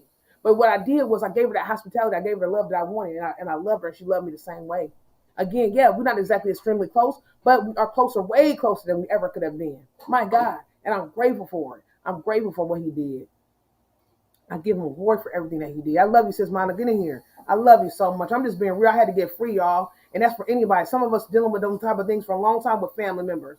Some of us are holding on to stuff for a long time with family members. Minister Music said tonight, what did he say? He said, make that call. Get it right. He said, get it right. And when he said it, I said, oh, okay, well. Okay, well, that was it. That was good because somebody need to get right. Somebody need to get that thing right. Somebody have been dealing with some stuff, holding on to some stuff. We can't move forward if we hold on to that thing. We can't move forward if we hold on to that thing because that thing is gonna hold on to us. We thinking we hold on. I'm holding on. That thing holding on us. It got control of us. It had control of me. It had control of me. I'm being real. It had control of me. I wasn't able to do nothing because I was bound up. I was bound up by it. When somebody come in your presence, you look nasty, or your whole atmosphere, your whole mood change. That thing got control of you. Shift you up. That thing got control of you. How I see somebody get out, my face cry, I'm smiling, I'm happy. Somebody coming to chat, and I just my whole attitude. Hey y'all, I'm gonna leave. We're gonna leave this stream tonight. I'm gonna leave y'all alone. I don't know what happened. That's nasty.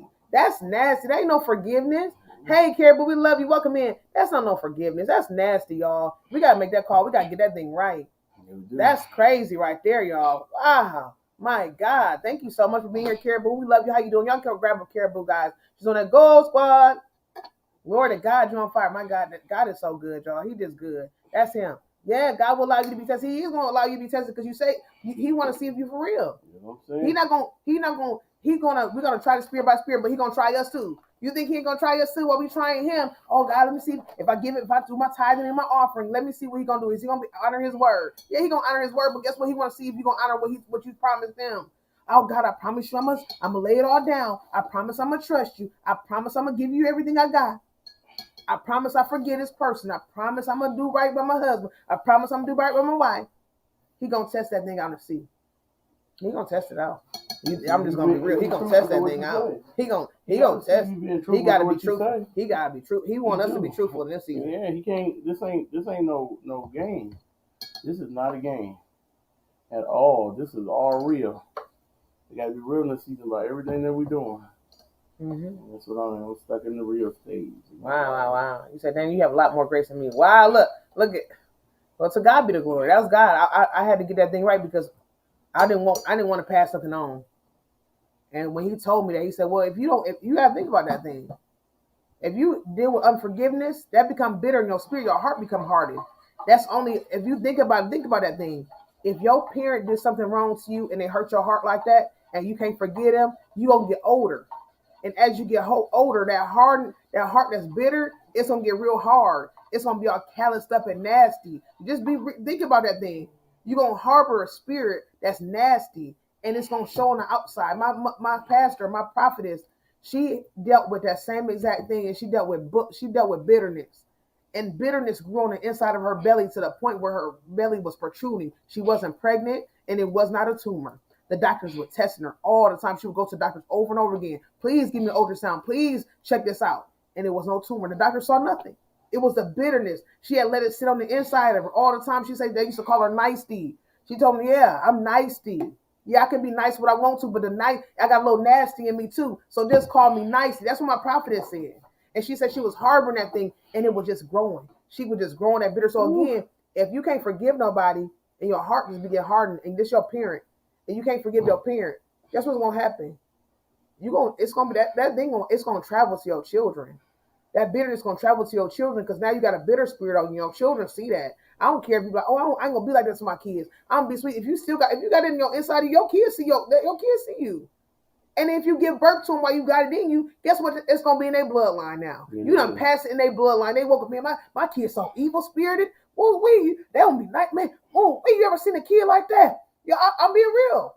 We know kids like that. I'm not saying it's a spirit that they're operating in. Yeah, we can pray that thing off of them, most definitely. But you ever seen a kid like that? Man, they don't smile from nothing. They don't give you no high fives. They don't walk up to you. They be like, wow, look at that. Wow, what did somebody do to this kid? Because they got it from their parents. They got it from their parents. They carried over. They done carried over and passed down. We got to be careful with that thing. It done passed down to the children. It done passed down. As people say, when you're pregnant, please be careful when you're pregnant. Please make sure you read your children your books. Don't be reading them some. Get in the spirit. You read what you got to do. Take care of your body. Exercise. Do right. Don't be crying. Don't be stressing. Don't be all depressed when you're pregnant. Make sure that baby get the nutrients that it need. Don't be around nobody negative. Don't be around a whole loud nonsense.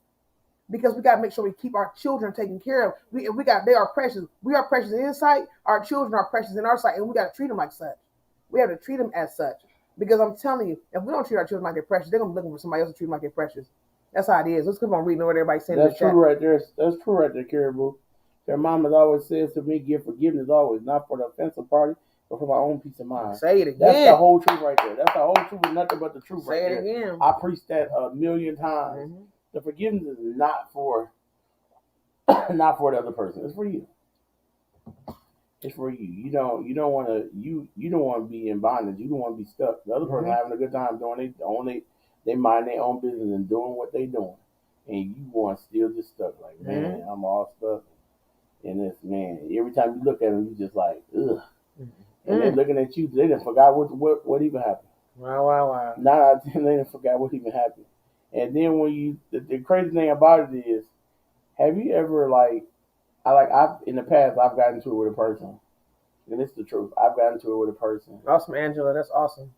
Oh, what Angela said. She said I made things right with my mama years before she passed away. Oh, it was such a blessing. That's what I'm talking about. That's good. That's how it works. That's how it works, y'all. Since Valerie saying bitterness and anger is like a tumor that's continually growing. It is. And I'm telling you, my prophetess, hers was growing. She had it growing on the inside of her, y'all. Bitterness was growing on the inside of her. That's the craziest thing ever. She said, man, it was crazy. She said she tried to look cute, have her nice little outfit on, but that stomach would just be protruding out. And she would try to get little stuff to try to girdle it up, and that thing would still poke out. That is. I'm telling you, said the thing is they're probably not even giving you a second thought. It's a waste of energy. Not. Come on now, Caribou. That's the thing. They're not giving you a thought. That's what I was going to say. I've actually went to a friend and God told me to go apologize. And I guess he was telling me to apologize so he could see what was really going on. Like, he wanted to see. And so I went up to the person. I said, man, I'm sorry, man. I know things. They're looking at me like I'm crazy. They was like, Joe, what are you talking about? Wow. What are you talking about? I mean, literally, they're like, oh, okay, well. It's like, bro, I'm sorry, but I really don't know what you're talking about right now. Joe, I don't even know if whatever happened. I'm sorry too, bro, but I don't even remember. I was just letting you know I don't even remember. I was like, it's cool, bro. Don't even worry about it. We good. Wow. We good. We shook up, gave each other a hug. Hey, man, bro, I don't even remember, bro. I don't remember. They was dead serious. I don't remember. Looking like they had seen a ghost. Wow. And right there, that be happening so much, y'all. Y'all just don't even realize it. We be harboring stuff, holding on to stuff. And I remember when we was kids, that person done this to us. And they like, man, they don't have a clue what happened. First of all, they was in they dumb stage of their life. Wow. And a lot of times people like that, they done seek God already. They in the process just like you is. So they done totally forgot because when you forgive, y'all, you forget. Wow. That's one thing I have to let you know. When you forgive, you forget. There's no such thing as I forgive and I don't forget. Because if you don't forget it, you're gonna talk about it all the time. And by you talking about it all the time, it's in your head, so you haven't forgot it or forgave them because you're constantly talking about it. If you forgive them, you wouldn't be talking about it all the time. Wow, Jesus! Wow! And also, Miss Music, yes, make things right with the parents. Forgive and pray. That's right. You're right. Because what the word say, we're supposed to honor our parents. We do. Again, I know sometimes it might be a rough situation. But again, we do have to honor them because again, we don't know what they've been through, and God has show us. That's why we got to pray too.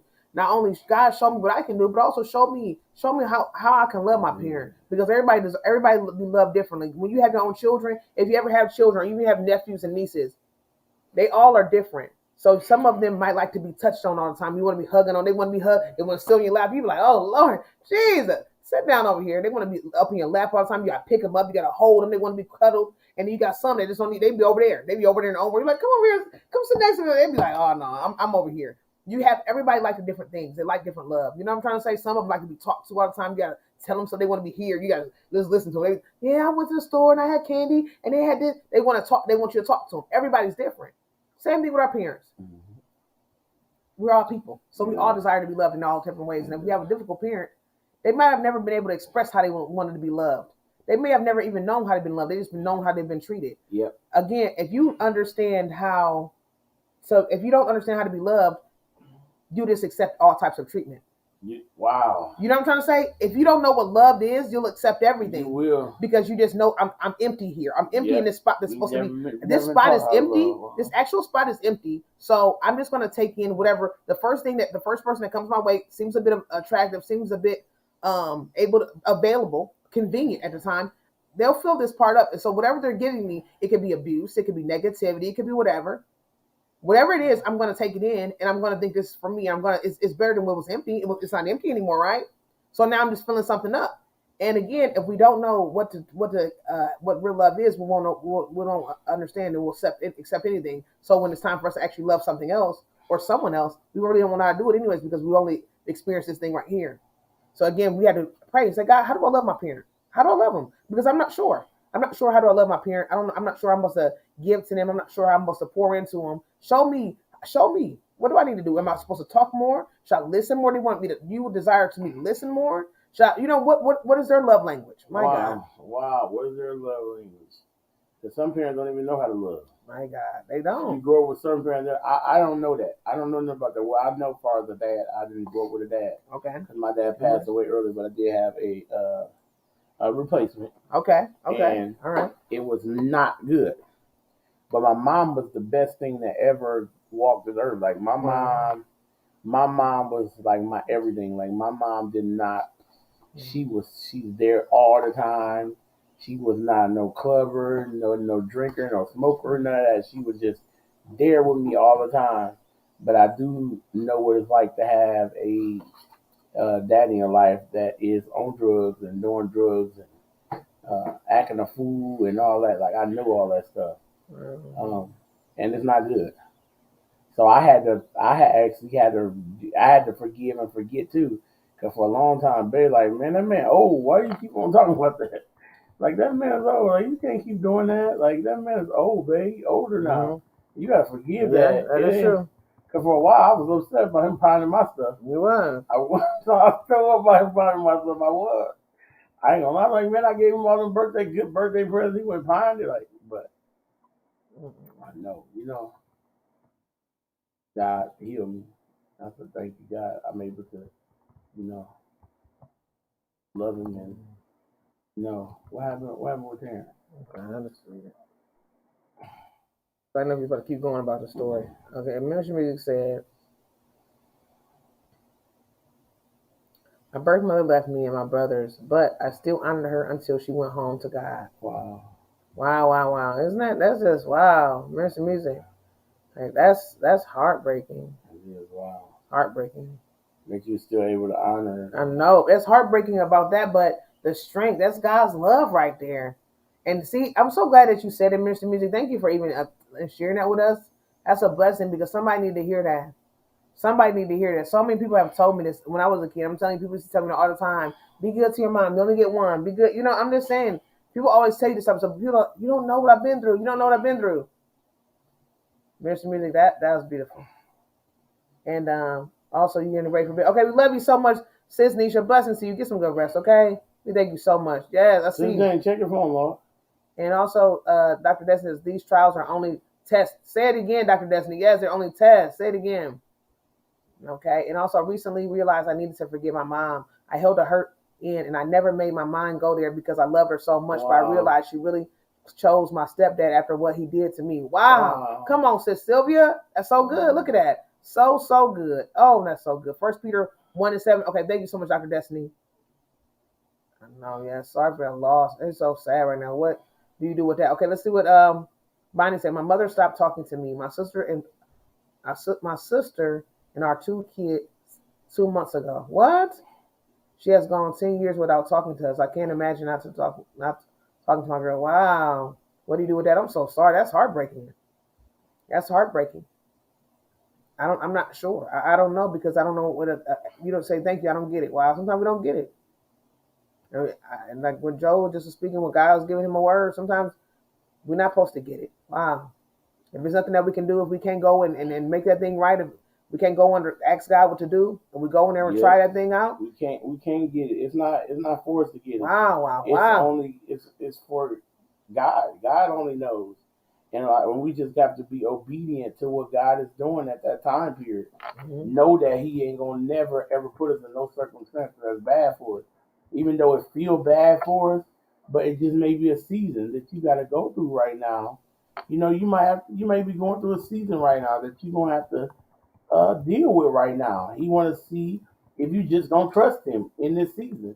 He know that's one person that you love so much, you love her dearly, and He want to see, hey, will you trust me right now? Even with my mom saying this to me, will you trust me? And if you trust Him, you go through that process, and you trust it, He'll turn around quick for you because He's like, oh, well, Bonnie trusts me. I just was testing her to see how she's doing. That's just like with he had to go up there and God said, well, you gonna sacrifice your own son? You gonna sacrifice your own son? He trusted him. He said, yeah, he trusted God. He said, I'm gonna sacrifice my own son for you. I can't think who that was. Who was that? He went up on a mountain. He said, well, you sacrifice my own son. Sacrifice your only son right now. Wow. That was Abraham. Abraham said, God asked Abraham, would you sacrifice your only son for me right now? And Abraham, he didn't tell him why. He didn't give him no reason why. But Abraham trusted God enough to know that God would never put him through he would never put him in nothing that he could that would fail him. So he said, let me go on up here and I'm gonna trust Abraham with everything. I'm gonna trust God with everything. What'd he do? He didn't kill his son. He just wanted to see if he trusted. Enough faith in God to know if he was gonna trust him. That's all that was about. Wow. Wow. Hey, Misha, welcome in. Yes, some parents, the best way to honor them is honor their request and let them leave and pray for them. Yeah, that's how you gotta do it. You have to pray for them, not be abused by them. That's it, sis. That's a thing. Praying for them and not letting them not be abused by them. See, we have to understand that we can love. Love don't mean that they gotta be in the same household. You can love somebody and they can be in a whole different country. You can love somebody. You can love them wholeheartedly. They don't have to be in the same household as you. They don't have to be in the same vicinity as you. They don't have to be that way. But you can still love them. You can still honor them. You can still pray for them. You can still, you know what I'm saying? You can still do whatever. You can still do a lot of things. You might not understand. And a lot of times we don't always understand our family. Because I don't get it. My daughter does not understand. We're used to it. She's not. Wow. She's not. I'm not. It's very hard to watch your child killing herself because she thought a worthless guy loved her, and he never did. He just helped give her 2 people. Wow, this is heartbreaking, man. We're going to be praying, Jolene. We're going to be praying because she needs to love on herself now. God is putting her through this because it's time for her to love on herself. It's time for her to be not dependent on a man. God wants her to be dependent on Him. That's why He did that. That's why God did that. She done fell in love with Him and she done made herself dependent on Him. That's why she's going through this thing right now. She was so dependent on Him. God said, you made Him your God.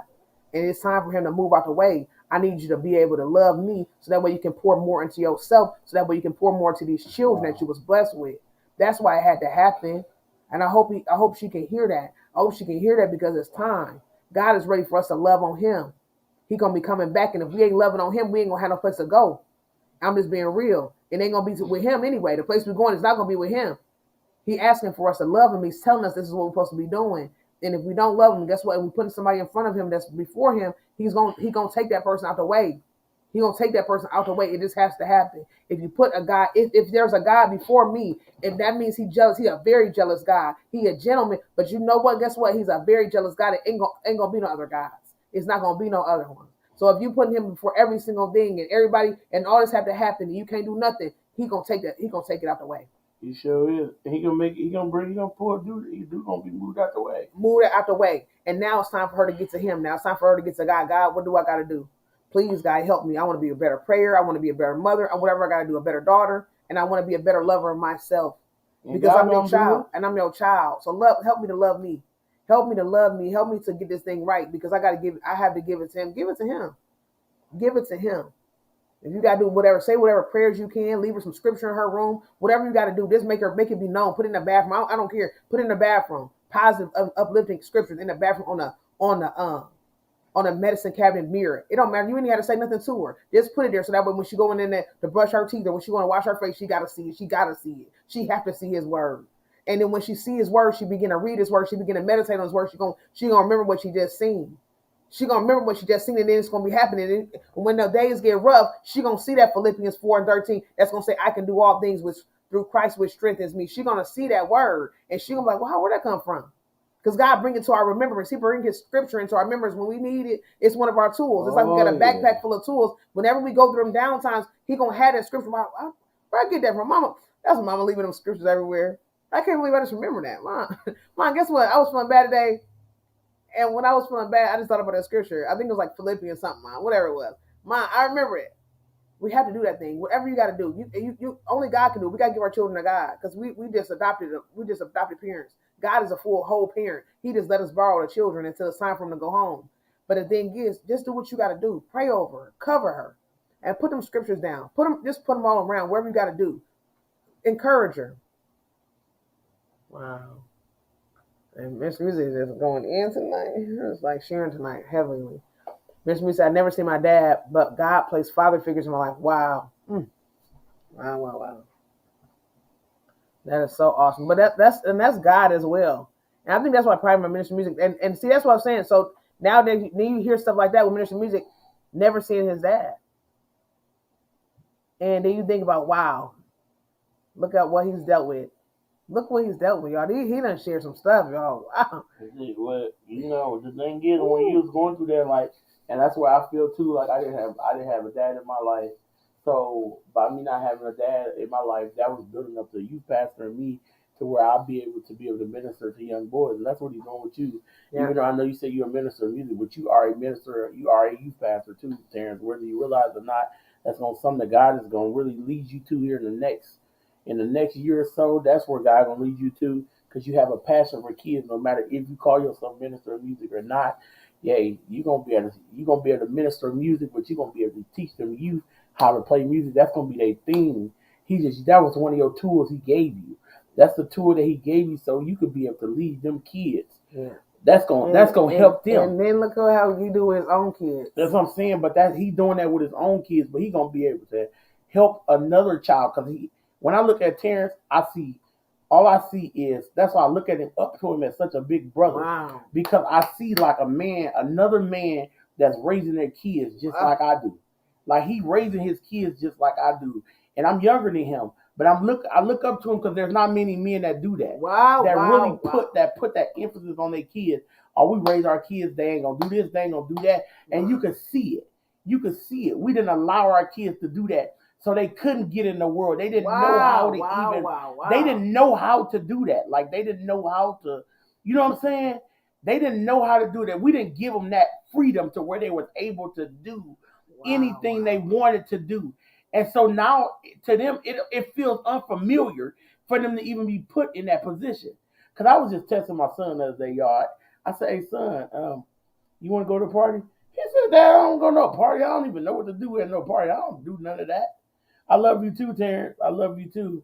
He said, "I don't even know what to do at no party. I ain't going to no party, Dad. That ain't my element. I go to the movies or something, but I don't do parties." Mm-hmm. That's because we didn't allow them to go to parties. We didn't allow them to go to parties when they was young. That wasn't none we embedded in their head that they need to get out the house so that we can have our time. No, we have family time. We gonna do this thing together. We gonna have a good time and be. I'm gonna be a real dad. Mm-hmm. I want to be here for my kids all the time. I don't care. We ain't got no time. We gonna be here for our kids. That's the number one thing we always put into a place. We gonna be there for our babies at all time, and we always gonna be there for our babies, and that's what we do. Hey, We be there for our babies. Yes, that's how it works. We be there for our babies, and it feels good. It feels good. I don't care if I ever have no time. I bet you they gonna know I got time because they gonna get my time. Wow. And that's how I kept them out of the world. I'm raising young apostles and prophets here in this season. I ain't got time for that. That's what I'm raising. Hey, people could say they raising young kings and queens. I'm raising young apostles and prophets in this season. Wow. I'm trying to see some more leaders raised up in the world. Some more leaders that can take on positions in the church so that our churches won't become as distinct in this world. I want to see them type of leaders come up. I'm trying to see that. I ain't no, and that's why I said if it don't, that's where a lot of us parents fail at because we want to have too much time for ourselves. We want to have so much time for ourselves until we throw our kids to the back burner. Wow. So that we can have time for ourselves. But when you have kids, they are your time. They are your time. And I don't care what nobody say, they are your time. So if they bored, you got to make sure they ain't bored. Get them something positive to do where they don't be bored. Yes. And that's not playing video games all day long. Yes. We got to get where we part of our kids' life something else so we can do something with them. Let's play some Monopoly. Let's read some Bible. Let's read the Bible. Let's share a scripture with each other. Let's pray. Wow. Let's sit down. Let's just simply sit down at the table and eat dinner today. That's extinct in this world. That's extinct in this world. Y'all think about that, y'all. It's an extinction of that, y'all. Don't nobody do that no more. Kids don't sit down at the table with their parents and eat no more. They don't do that. Eat dinner with each other no more. Let's forget about that. Eat dinner. No, they don't even cook no more. Oh It's noodles. God. Noodles. They eat noodles one time, and then the parents go cook them a T-bone steak when the kids sleep. They don't do that no more. They don't do that no more at all. It don't, and that's what we got to get back to. That Leave It to Beaver stage where they was cooking dinner. The Bill Cosby stage. That was real life. People was cooking dinners for their kids on an everyday basis. You walk home, you see cakes, and like my wife was telling me, I grew up like that. I come home every day. My mom cooked. That's why I don't mind cooking for her now. My mom cooked every day until she got older. She just tired. Like, son, I'm tired now. We're gonna eat whatever. But she still make sure I was fed. But we got to get back to that time period, y'all. And during that time period, you develop such time with your kids because you can teach them how to cook what you cooking. They can come in the kitchen and be like, "Oh, what you doing? What you doing, Dad? What you doing?" You can have that time with them even during the cooking process. Like I had so much time with my mom learning how to cook, y'all. It was unreal. Like I had a ton of time with my mom learning how to cook. Like that was one of our major times of talking, cause we'd be in the kitchen. We'd be in the kitchen. She'd be telling me how. Oh, I'll be like, "Ma, how you make that? Ma, how you do that? That sounds good. Ma, how you do that?" We got to get back to that. We got to get back to that type of stuff. That's what's gonna save our world. If we get back to that type of stuff, I'm telling you, that's gonna our whole entire everything gonna flip. If we can get back to that type of living in this world, man, we're gonna have everything. Everything gonna be good. Everything gonna be good. So our kids can be taught something different. Yeah, you're right. See what it look like. See what it'll really look like. What's supposed to be. Yeah. It's gonna be different. Like it's gonna be different. That's some. Yes, prayers. Everyone. We need each other more now than ever. Yes, we do, y'all. We do need that more than ever now. We have to be prayerful for each other and be there for each and every. Like man, I promise y'all. If any one of y'all ever see my kids out of order, man, y'all got my permission to go upside their head. I ain't playing no games. That's the society we got to get back to. Like I grew up like that. Like Mrs. Wingo on the corner could go beside my head if she wanted to. Like I'm just saying, like I'm just using the I name. know. I'm just saying too. I'm saying shout out to her. Yeah, but she could go beside my head, and it wouldn't. My mom would be like, "What you do to her? Yeah. Well, you must have been doing something you ain't got no business, right?" Yeah, I was cussing. You know what I'm saying? Nowadays, the kids cussing in front of you. Y'all, this is a living truth. I had one boy come across the street. Just now we good, cause he know I ain't playing no games. But he came across the street and he just went to cussing. And I said, "Boy, stop cussing." And he cussed again. He cussed again. Then finally he goes, I said, "Oh, you got to go home. You can't stay here. You got to go home. I'm sorry. I done told you about 3 or 4 times." "Oh, well, I didn't hear you." I said, "Well, you should have enough sense. You shouldn't be cussing around me." So I sent him home. He come back with his mom, and he goes, What?" She goes, "What happened?" I said, "Well, he was cussing, and I don't play that over here." "Oh, well, he said he didn't hear you telling him to stop." That was her response. Mm-mm. She said, "Well, he said he didn't hear you tell him to stop." By that paper. He said you didn't hear him tell me to stop. Are you serious right now, y'all? Do y'all hear that? She said he didn't hear you tell him to stop. Like he was supposed to be cussing. Or he had a license to cuss or something. I looked at her. She said, "Well, if you I love kids, so of course I'm gonna give him a second chance." She said, "Well, if he don't do it no more, can he stay?" I said, "Yeah, he can stay." And now he's like one of the best kids in the neighborhood because he know I ain't playing no games. Like he's a really good kid. He sit down, talk to me, tell me about his baseball game. He play baseball. He also gets really good grades, like a really good student in school, like really really good student. He brought over his report card. He get all A's. I'm not asking what his grades was. He was like, "All A's, don't everybody?" I'm like, "No, everybody don't get all A's or whatever." He just kind of like, I don't know why he cussed, because he's like one of those. I think he was just trying to fit in. Wow. You know what I'm saying? He was trying to fit in with the other kids because he's kind of like us, like me. I'm kind of like a little proper. I got a little proper in me. You know what I'm saying? He's like real proper. So he was trying to fit in without being, without shining. I told him, I said, "Let yourself shine," because he was getting discouraged. Even the kids was teasing him about playing baseball. And I told him, I said, "Man, I wish I had got my kids into baseball earlier." And Joe was like, "Yeah, I wish I had it too, Dad. Baseball make a lot of money. You play baseball," and it just uplifts his spirits right away. Cause I heard him teasing him, and I was like, y'all should have played baseball. I don't know what y'all teasing him for. Stop teasing him. He a good kid. If he want to play baseball, let him play baseball. He's like, yeah. He's like, "Mr. Joe, I don't know. I like baseball." I said, "Well, like it. You don't let nobody discourage you. You like baseball. You like it because you like it, and keep at it. You might make your parents some millionaires one day. Keep at that baseball. Anything that's positive, keep at it." And now he's like I said, he's one of my best kids in the neighborhood. That's good. Mention music, yes, Joe. That's why these kids are disrespectful, because nobody can touch kids, or they will pop their trunk or tell their parents. Mm-hmm. I whoop kids. I tell their parents before they come over here. Mm-hmm. If you send your parents over here, if you send your kids over here, you get a whooping, and have whooped a few of them. Yep, you will get a whooping if you come over here. Sure will. That's and I let them be known. I tell them beforehand. Tell your parents that I will give you a whooping if you get out of hand over here. Mm-hmm. I had one asking me, "You gonna whoop me?" I said, "Yeah." He got out of hand. He got a whooping.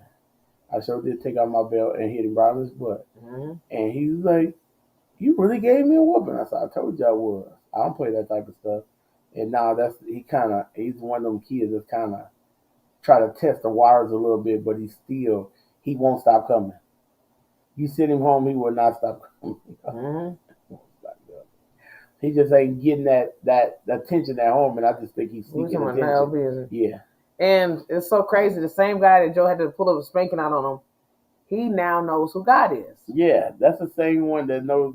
That's the one who I told y'all was so excited about God. Mm-hmm. He ran up to the car. He was like, "Big Joe, I know who God is. Miss Dana told me who God is. I did not know that God can do all of that. It's a person who can do all that. Can I read again? I'm ready to read again. I want to read again. Could you tell me something about him? I want to know about him. Tell me some more stuff. I was like, wow. My mind was blown, y'all. My mind was blown all day long. I was so excited for him. He was so excited. I never seen this before in my life to show a kid who God is and how excited he was. That young man was excited. He like every time he sees like when he ready for the youth praise break. He gonna be on that youth praise break, y'all. He is, every single month. He gonna be bothering us every second time. Lord, we might have to give him a special slot or something to just let him say something on a regular day. Because every time I see him, you ready for me to read again? I'm ready to read again about God. I said, Lord, I'm gonna have to give him a spot on my channel or something to let him do a video for me, to let him talk. You know what I'm saying? Like you don't when kids are on fire for God and they knew the guy like that, he on fire for him. He's like, that's the reason why I'm living. I didn't know that. Like he was just like, y'all. His eyes light up. He smiled. I mean, you could just see it all over him. Like he just be like you know what I'm saying? Like he been, oh my God, this is somebody new. Like, oh my God, and I was like, how could you turn that down? How could you turn that down? How could you turn that down? How could you turn that down? Yeah, That's such a blessing to hear that. How could you turn that down? I can't turn that down. I gotta find something for him to do. I gotta find something for him to do. Can I go to church with y'all then? Yes, I want to go to church. Can I ask my mom now? I said I'm going now. It's crazy because after he read, he went to go tell everybody. See, that's what God said. Go tell everybody. Ain't that what he say? He went and told everybody. He told everybody in the neighborhood. Everybody ran back to try to get some of that. Everybody wanted it. Everybody said, I want to know who God is. He said, I know about God. Oh, God. I just read a poem about God. And the words say that he created everything. And everything is good. And everything is God. He went to go tell his cousins. And he told his big sister. And he told the neighborhood. He went and got them all. They all came back running. He went and got them all. The Minister Music, he came up there. He said, we got some new kids tonight. He said they very new to this thing. And this Minister Music, we went he went and got him. My God. Oh. He went and got him. He said, I've just learned about God. He brought his poem home to his family. And he said, Mama, look what I read. He ain't never read nothing. I'm going to be real. He said, I never read anything like this before. I never did this good in my reading before. He was so excited. I said, well, with God, you can do all things through Christ that strengthens you. This is God who's doing this. And he said, God did this. I said, God did that. He said, I have never read anything like this before. I don't like reading. I'm not a strong reader because I've never gotten through this thing. I never got through it. All the youth that was participating, they was never strong in reading. But when God was ready to use them. It's something about when God ready to use all the things that we thought we couldn't do, all the things we thought we can't do, and everybody else make fun of us for. And it was so awesome because all the kids that was on the porch, they all gave each other the time. They all watched each other, and they didn't talk about each other. Oh my God! They coached each other through. They cheered each other, and every time somebody finished, we jumped up and they cheered. We cheered for each other. I did it, they said. I read about God. And that young man ran and got everybody. He went and got all his family. He went and got the cousins and the sister. The next door neighbors. Everybody. He went and got everybody that was home. Everybody that was available. And they all went, I want to do it. And even the young man, he said, I'm sorry, I got a speech problem. I said, don't you worry about that. Let's do what you want. Let's do what God wants you to do. And they was ready. And they didn't stop until they finished. They didn't stop. See, something about when you hungry for God, you won't stop until you get it.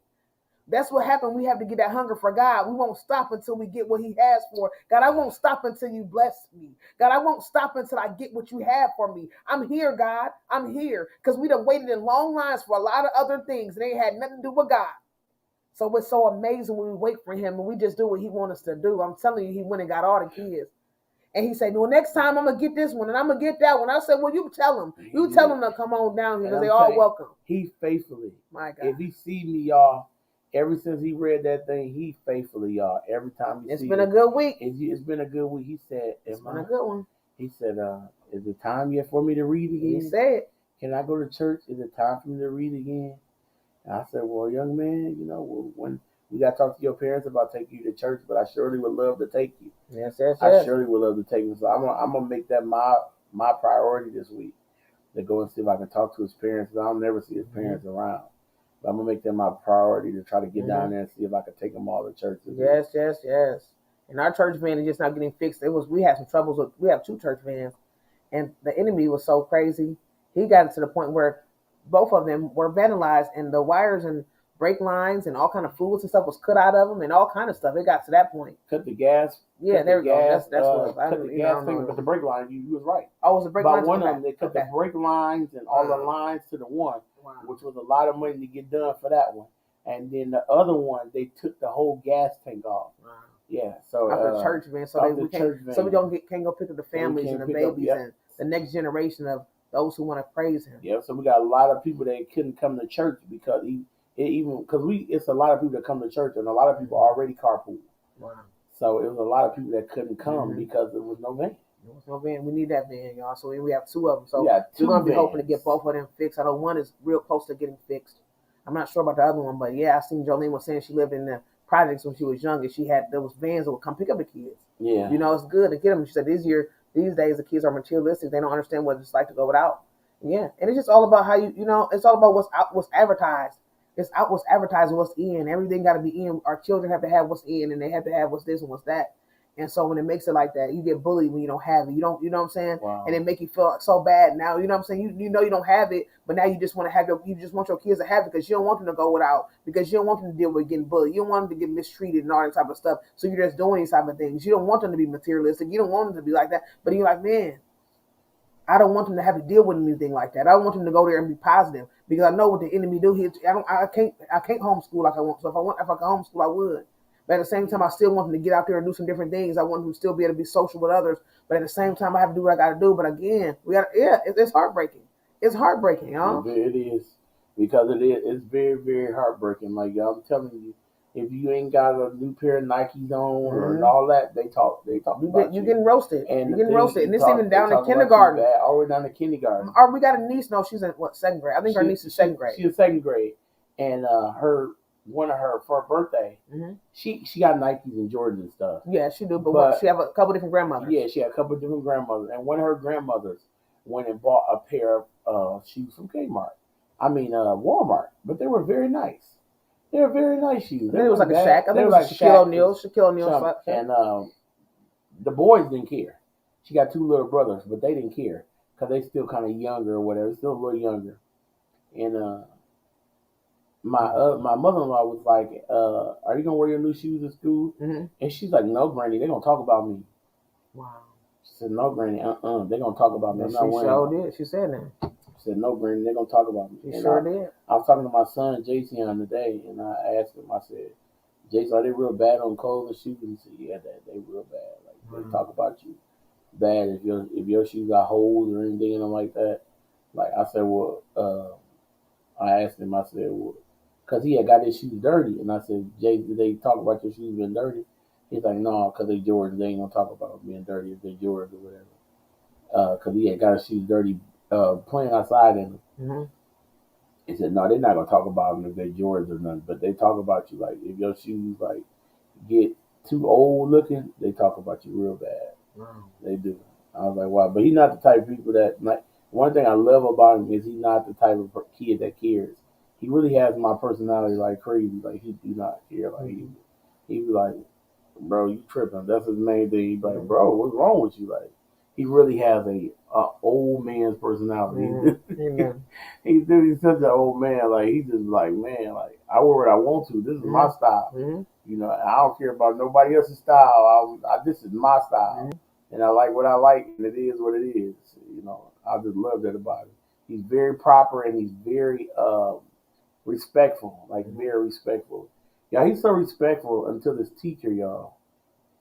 His teacher was like, "Could you please?" Wow. His teacher asked for him to be removed out of his class, out of her class, because the kids is so bad, and she feels like he's not going to learn in her class because the kids are too bad. He gets straight A's. He's straight A's. Yes, he does. I mean, he's a straight A. To God be the glory. Yes, to God be the glory. I have no credit at all belongs to me. It's all how God is put it in His presence to know that what He wants. He wants to be a straight A student, like his sister, and he works hard at doing it. Wow. And he's a good kid, really good kid, and he's very respectful. And she was like, She told me today. I talked to her today when I went there to pick him up. She's outside. She's like, "Well, I don't want to lose him as a."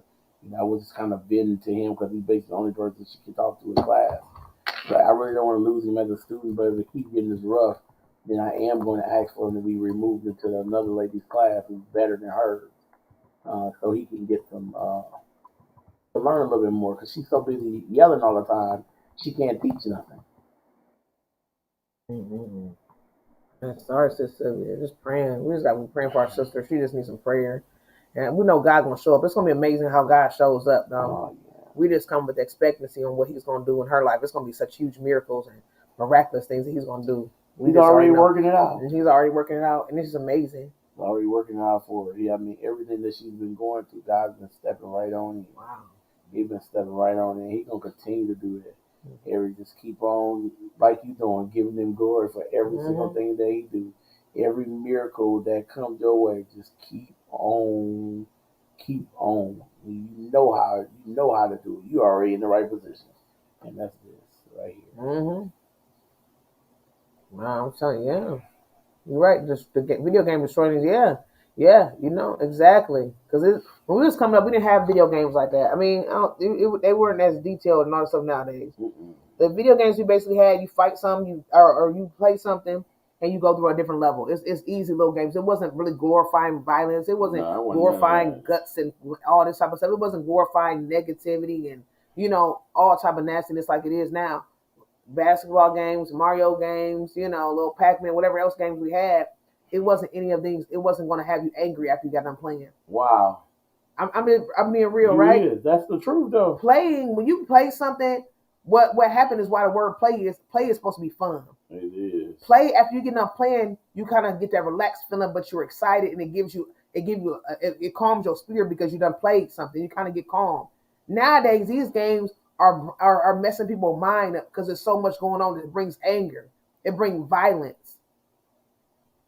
And I know we don't do this for everybody. Some people say it's not the video games. You can't blame them all. Every child is different. Everybody develop different. But sometimes you get into them video games when that's all you're doing, it become a reality to you. It become a reality. Yep. It's everything. It's my whole life. You start living your whole life like it's a video game, and you don't understand. Now everybody look like they somebody to shoot. Now everybody look like it's somebody to kill. It's somebody to do this too. You get mad at somebody. Oh yeah, da. These kids know the game. All these games got all the guns on. AK this. SR this and all AR whatever. Oh no, the AR this is a hand grenade. All different games. I don't know all the different names of all the guns because I'm trying not to get into too much gunnery. But I understand they got every single one there. Yeah. I understand there's every single gun there. If you play Call of Duty, it's every single gun there. So why and they say, okay, clearly say 17 and up. But if you let your child play who's under that 17, why they understand about guns? It's crazy. You got 5-year-old who know about the guns. Oh yeah, I got this, I got that, I got that.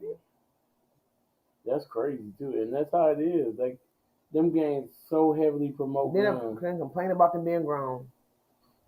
My God, Roasted Up's eating tacos. Ministry Music wants some tacos. Oh, that's not good. Sid Jane said her favorite is tacos. Everybody show some love. Yes. See, I thought he was just overprotective. That wow, just denial. Wow, then look at Ministry Music. Minister. What is that? Social media is raising most of our kids nowadays. That's how it sure is. Mm-hmm. It sure is. They let them get on whatever they want to, and they're good to go. And, babysitters. And yep. I feel like that's what you said. You said a lot of people, parents are wanting that them time, so they'll find something for their children to be babysat by. Yep. Here you go, take this phone. You can sell it for a little bit. Get on that video game. You can sell that for a little bit. That way I can do what I want to do over here. I ain't got to worry about taking you nowhere. I ain't got to worry about you. Oh, yeah. I ain't got to worry about doing it with you. You got to worry. It's easy. I ain't got to worry about you saying you bored. There you go. Plug your phone up. Charge it up. You bored? Where your phone at? Well, that's the main. Woo! You that's bored? The main saying when especially if you. Mama, I'm bored. I ain't got to do. You better make sure you bring your phone with you. Hey, Mama, I'm bored. Where your phone at? Where your phone at? You get that phone. You don't know what they doing on the phone. You just know when they got that phone, they don't have nothing. They not bored. You don't know what's keeping them from being bored. Go grab that phone and see what's keeping them from being bored. That's the thing that we have to do. If your children have phone, what is on that phone? What is keeping them from not being bored? Because we say, oh, go get your phone. We don't know what they run into. We done kicked them out the way so we can have us some time. We done kick them to the phone, but what's on that phone? What's on that phone that's keeping them up there? No, I'm saying they don't care. They don't care as long as they got their time. They don't care. Wow, look at that. Twerking and masonry games. Wow. My God. Woo! They don't care. As long as they got time for themselves, they don't care. They sure did. Grand Theft Auto make stealing cars a cool thing. Yes, it did. They sure did. Stealing, killing people, stumping people out. It's a lot of stuff that goes on there. Going to gentlemen's clubs. I mean, it's a list of everything on there. And they advertise it right on the video game so people can grab it up. They say, look, yes, you better check them phones. You better grab them. You better grab them. I don't care what. Oh, yeah, they don't know how to do that. And get out of that denial. Oh, yeah, they don't know how to do that. Our baby boy was uploading YouTube videos at the age of 2 years old. Sure. 2 years old, had a YouTube channel, uploading videos. Couldn't talk a lick, but had a YouTube channel. Did on YouTube. I said, boy, what are you doing? He got me with my wig off. He got his shirt. He got his shirt off. I said, what did you did? The kids, the older kids, they said, Mom, JC up there on YouTube. He got the videos up there. I said, my God. The man is up on YouTube. So we got to get to that point where saying, oh, they don't know what they're doing. They don't know how to do none of that. Get that out your head. This is what they were born in. So this is already a part of the generation. This is already, it's different when you wasn't born in. Like some of us, we don't know all this new technology. We kind of they teach us a little bit. And we kind of learn a little bit. But they already born in. This is their technology. This is their genre. This is their generation. So it's built into them already. They know how to pick the phone up and grab it and hit this and upload this. They already know how to do it already. Nobody even got to teach them. It's already there. Hey, Hook. How you doing, Hook? Welcome in. Hey, Arnie's in that building. Welcome in. How you feeling tonight? Hey, Hook. He said, it's that TikTok crap. No TikTok for my grand. Say it. You better get some of them praise talks. Minister Music. Tell her to get them kids on that praise talk, Minister Music. Chester also loves his YouTube godparents. Oh, yeah. Hey, Chester. Hey, Chester. We love you, Chester. Hugs to Chester. We got to send Chester a little biscuit. What does Chester like? He like little biscuits? What kind of food Chester like? You like little biscuits, little chewables? What do you like, Lord? Jesus. Yes, it's Jane, a covert and malignant narcissist. Wow, he is. I want to start far away from. Yes, there you go. Start away. That's how you work. Sandy, how far are you away from the United Center? Everybody say yes. If you want to know how to work a phone, ask a kid. Sad but true. Yeah, I don't know how to do this. Hold on. You be like, I can't get into it. They be like, do. You want me to activate it? What you want me to do? What you want to put in there? What's your password? You got the password? I'll make you a password. It's gonna be a password. What else you want? What else? You need an email? Hold on. You got an email on here. Let me make you up an email. Hold on. What kind of email you want? Let me get your email done. Okay, I got your email. Here go your email. Okay, hold on. I'm not 18 yet. Let me go ahead and put my age. Let me make sure I'm 18 because I can't have one unless I'm 18. I'm only 6. Hold on. Let me keep scrolling so I get the right year. Hold on. Let me keep scrolling so I get the right year. That's the truth. Woo! 35 minutes away from you, see. 35 minutes away. Okay. Jolene says, me too. Whoop. My son cried when I whooped him. I never knew. I thought it was racing cars. I thought it was stolen cars. I was thinking it was stolen car. What happened? I missed what Bro Wolf was saying. He said, yes, it's Jane. Okay, everybody showing love. Some kisses. Okay, Bro Wolf says, yes, that's the reason why I got out of those type of games. That's why I always keep my mind focused on God. I don't allow that type of stuff in my home. Yeah, you do it away. Yep. Deuces. Yes. Everybody showing some love to Jolene. Chester loves chicken long. He loves chicken. So he don't, y'all give him a table from y'all spoil him. He over eating tables. Jesus. He said he ain't eat no kibble. Look, our God baby is eating nothing but chicken, guys. He don't eat. He eats the finest of pollo. He does not dabble in such things as kibble and bit. Okay? Everybody shows some love. Let's see. Thank you, Sajam. I'm looking for some protection too. I don't trust him. Wow, my God. He said, I check my oldest tablet. She always drawing though. I check all her stuff and not her tablet. Yeah, I have access. That's how you gotta do it. You better have that access. We used to always have done that. We've always have done to our children. Now we got Joseph. Joseph's the only one, and Jason. We've always been able to do that. We like to grab it while they're in the middle of doing it. I don't want to grab your phone while you got it over here in the corner. I need to grab that thing while you doing this right here. Let me see. Hold on. What's that? Let me see what you're doing. And that's good. That's how you have to do. That's what you got to be in our. We can't be scared of our children. We can't be scared to parent them. Because again, I knew people who didn't know anything about their children because they wanted to give them freedom. And this is one of the saddest stories I've ever heard. It was a grandmother, and she was raising her grandbaby up beautifully. And it came a time where her granddaughter wanted a computer. So she let her baby girl, she let her get a computer. She said, go ahead, have your computer. Go ahead. I want you to have one. All your friends got it. You can be able to talk to your friends, whatever else. I understand. You're a good student. You're doing good things. Her friends would come over. They would spend the night. They'd be on the computer all night. Her mom, she said, well, I'll let you get a computer and talk to people. Your friends. You said, these are your classmates. Show me who you're talking to. She said, okay, mom. Okay, grandma. And she called her mom. Give me your password. She wanted all the passwords. She gave her grandma all the passwords, everything that she needed. So that way she'd go in there. So her grandma would go in there and check in, and she would go on her password and log in and see her daughter wasn't talking about nobody. Everything was good, it was positive.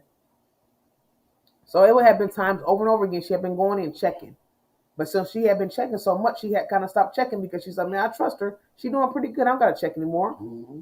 So she had stopped checking, and her daughter was having fun, and she was still on there, and she had her buddy come over. They would be on there talking all the time. And sometimes her buddy wouldn't come, and she'd be on there all night talking. She said, go to sleep, get your rest.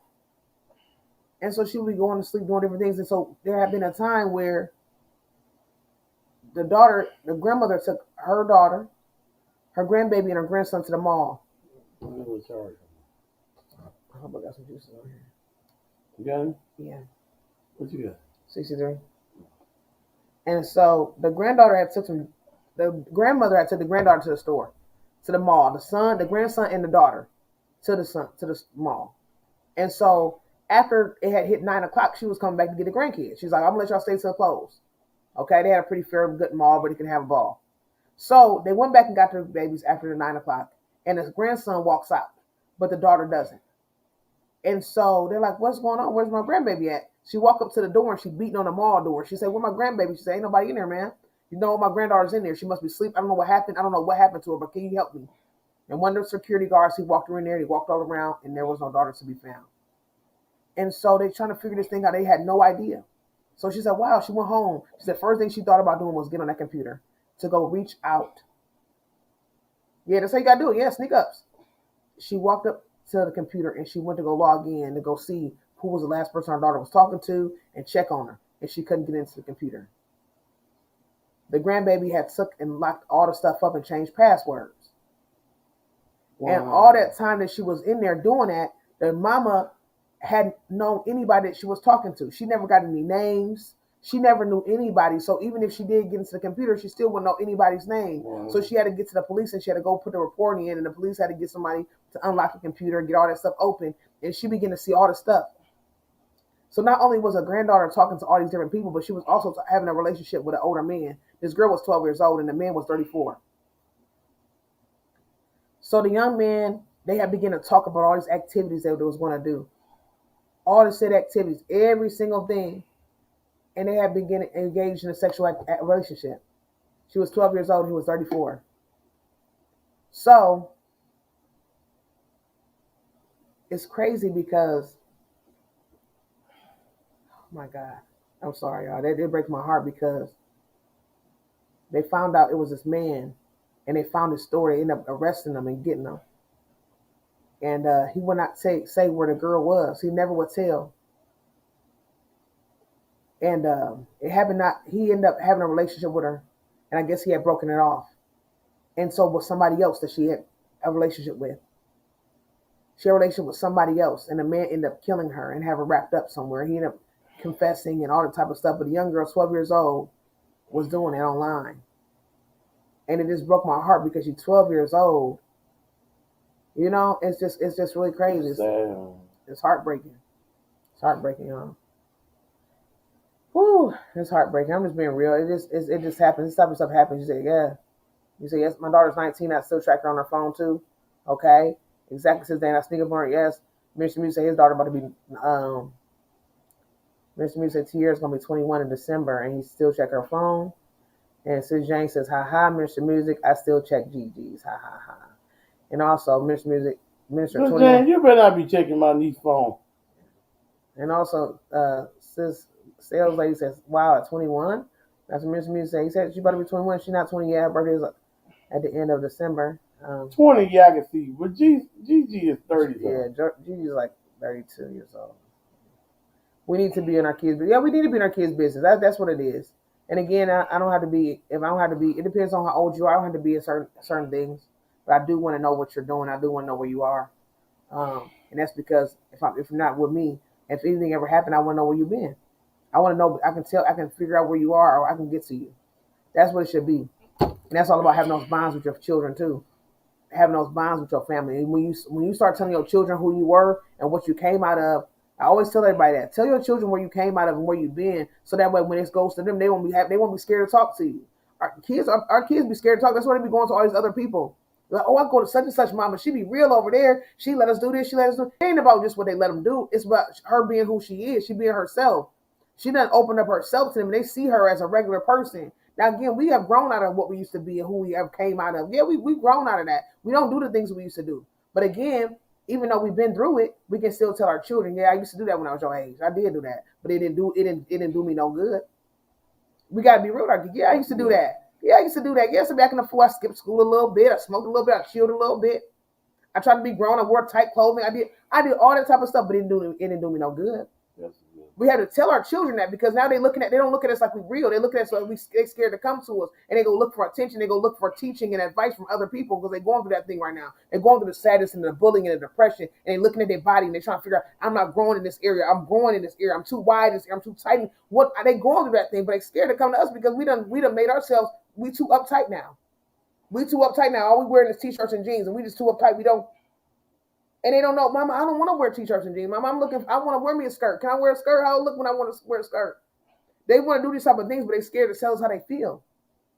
We got to make ourselves when we're open to our children. I don't want to be closed up to my children can come to me, and now they went somewhere else, and I don't even know nothing about them, and they got to make up a whole new life or a fake life. They got a fake life for me, and they got the real life with their friends and everybody else. That's crazy. I'm being real. I want that. Like, man, my daughter's so good. She be going to church. She praise God. Like, oh, y'all know about it. Oh, we let that daughter. Last weekend, we was praising all right. Jeez, we was praising all right. We was praising. Got a whole nother life. Got a whole nother life because they scared to even come to us. Again, and I'm not saying they have to be that wild of life. Don't have to be nothing crazy, but they should always be able to come. We got to make ourselves open to where they can talk to us. And I'm not saying they're trying to do nothing rebellious or they trying to act a fool. I'm not saying that. But it comes a time when that puberty kick in and their body go through different things, their mind go through different things. They have to be able to come to us. We have to make ourselves open to them. Some of us be feeling so down on themselves. We know how we feel. We got to understand it is a realistic thing.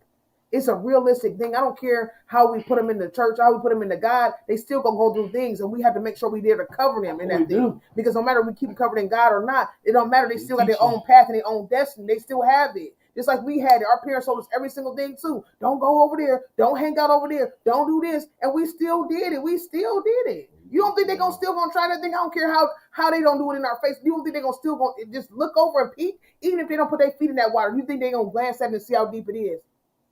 We have to understand that then we still got to make ourselves open to it. And they're not saying they're going to go. They're like, man, Mom, I ain't go over there, but I sure seen it was looking crazy over there. They might want to say that.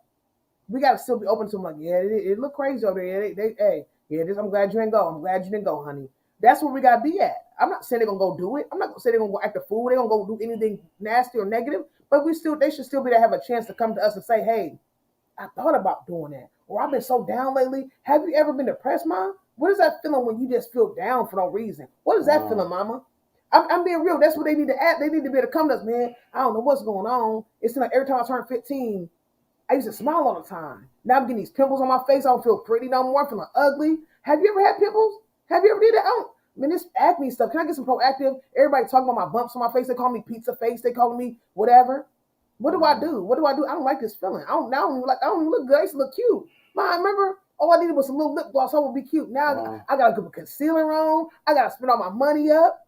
My hair used to look good. Now my edge is kind of falling. What do I do, Mom? Our kids need to be able to come to us with those type of things and feel comfortable telling us that. Telling us how they feel. It ain't nothing like not having nobody to tell how you feel. That's the worst feeling ever, when you feel in a certain type of way and you have nobody to tell. I know we got God, but God sent people here on earth to bless us and pray for us and keep us covered too. And it's nothing like having those feelings in your body, in your mind, in your spirit, and you can't let them go nowhere. You write down diaries, you're writing it down here, you're writing it down there, and you internalizing all that stuff. You have nobody to go. They go find a way. Yes, they go find. They go my mother-in-law right there. Come on here and say hello with family, friends. Love you all. Thank you so much. Thank you. Emma, how you doing? I love you. Yes, we love you so much. Thank you so much for the love. But that's what happens, y'all. We just gotta keep our family lifted up and just being real. We gotta be there. We gotta be there for them, y'all. It's so true. Because Olivia tells me the crap she does, we have our trials. The older she gets, is better. Yeah, that's how it works. Just let me know. I'm not saying nobody's gonna do nothing bad. That's not I want anybody to say. I'm not saying anything like that. But I'm just saying whatever they're going through. It could be mental, it could be physical, whatever it may be. If it's somebody at school talking about them, if it's a teacher that don't like them, whatever it may be. I'm not saying anybody's doing anything that I'm just saying every child is different. So I grew out different scenarios. And I'm just saying that they should be able to come to us with every scenario it may be. If the teacher looking at them rude all the time, they don't feel welcome in the school. I don't feel welcome in school anymore. I love school, but I don't even like it. I used to be doing so good in school. Now all the teachers are so mean. What happened to teachers being nice? I do all my work and they still treat me like trash. Mm-hmm. I mean, they should be able to come to us and say that. We should be like, okay, hold on, teacher. You know my child is doing great things. What can I do to make my child a better place for them to be here when they feel safe? My child don't feel safe here. Mm-hmm. We gotta be there to protect our children. We do. I'm sorry, excuse me, principal. My child is coming to school every day doing great work, and they don't feel comfortable here. They don't feel welcome. They're coming to this. They're being respectful to the teacher. They're being awesome, and they don't feel that they're getting love here. What can I do to make their stay better? Mm-hmm. Is there something I can do as a parent? Now again, that might not go that right way. You might have to go to the supervisor. You might have to go to some other things. But at least go there and try and let your children know that I got your back. Kids want to see that we got their back.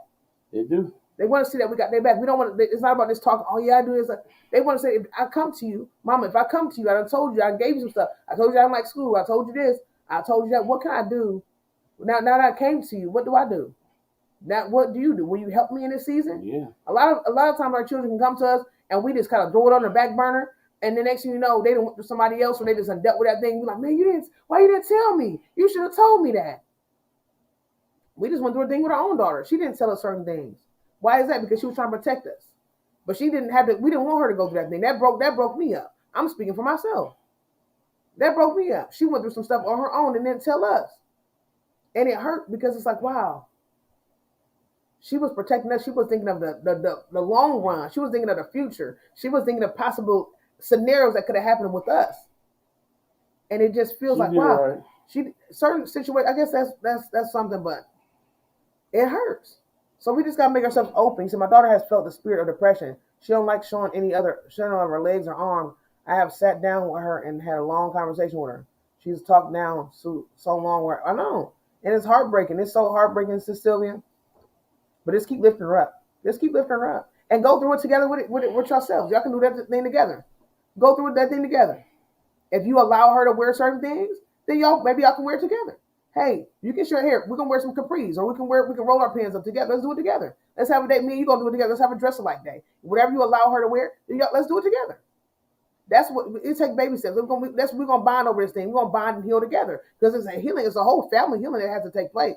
So it's gonna be make it a fun thing. We're gonna pray to God, and God gonna show us what we're gonna do each day. Let's make it a challenge. We do hot Cheeto challenges. Let's do a healing challenge each day. What we're gonna do to heal? We're gonna read a healing scripture.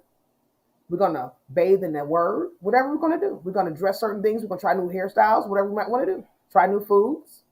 Yes. We're going to try a new restaurant. We're going to try a new park to go sit at. We're going to do some walking. Maybe we haven't walked. Maybe we haven't exercised to burn some of that stuff off of us. How many of us have need to exercise? It don't matter if it don't matter if you're slim or you're overweight. Let's exercise. Let's get some of that stuff burnt off of us. Whatever it may be. Let's bond. We have to bond in those type of things. There's so many different things that you can bond over. So yes, you can talk to your boo. Say it. Hey, a little bit. Welcome in. We love you too. Get some good rest, Sydney Johnson family. We love you too. We're gonna be in a little bit as well.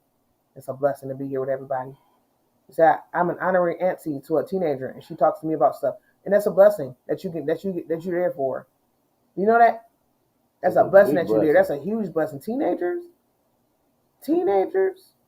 Some of these teachers are the bullies. Say it again. Yes, some of these teachers are the bullies. Mm-hmm. Yes, they are. Yes, we know this, Jolene. We know this.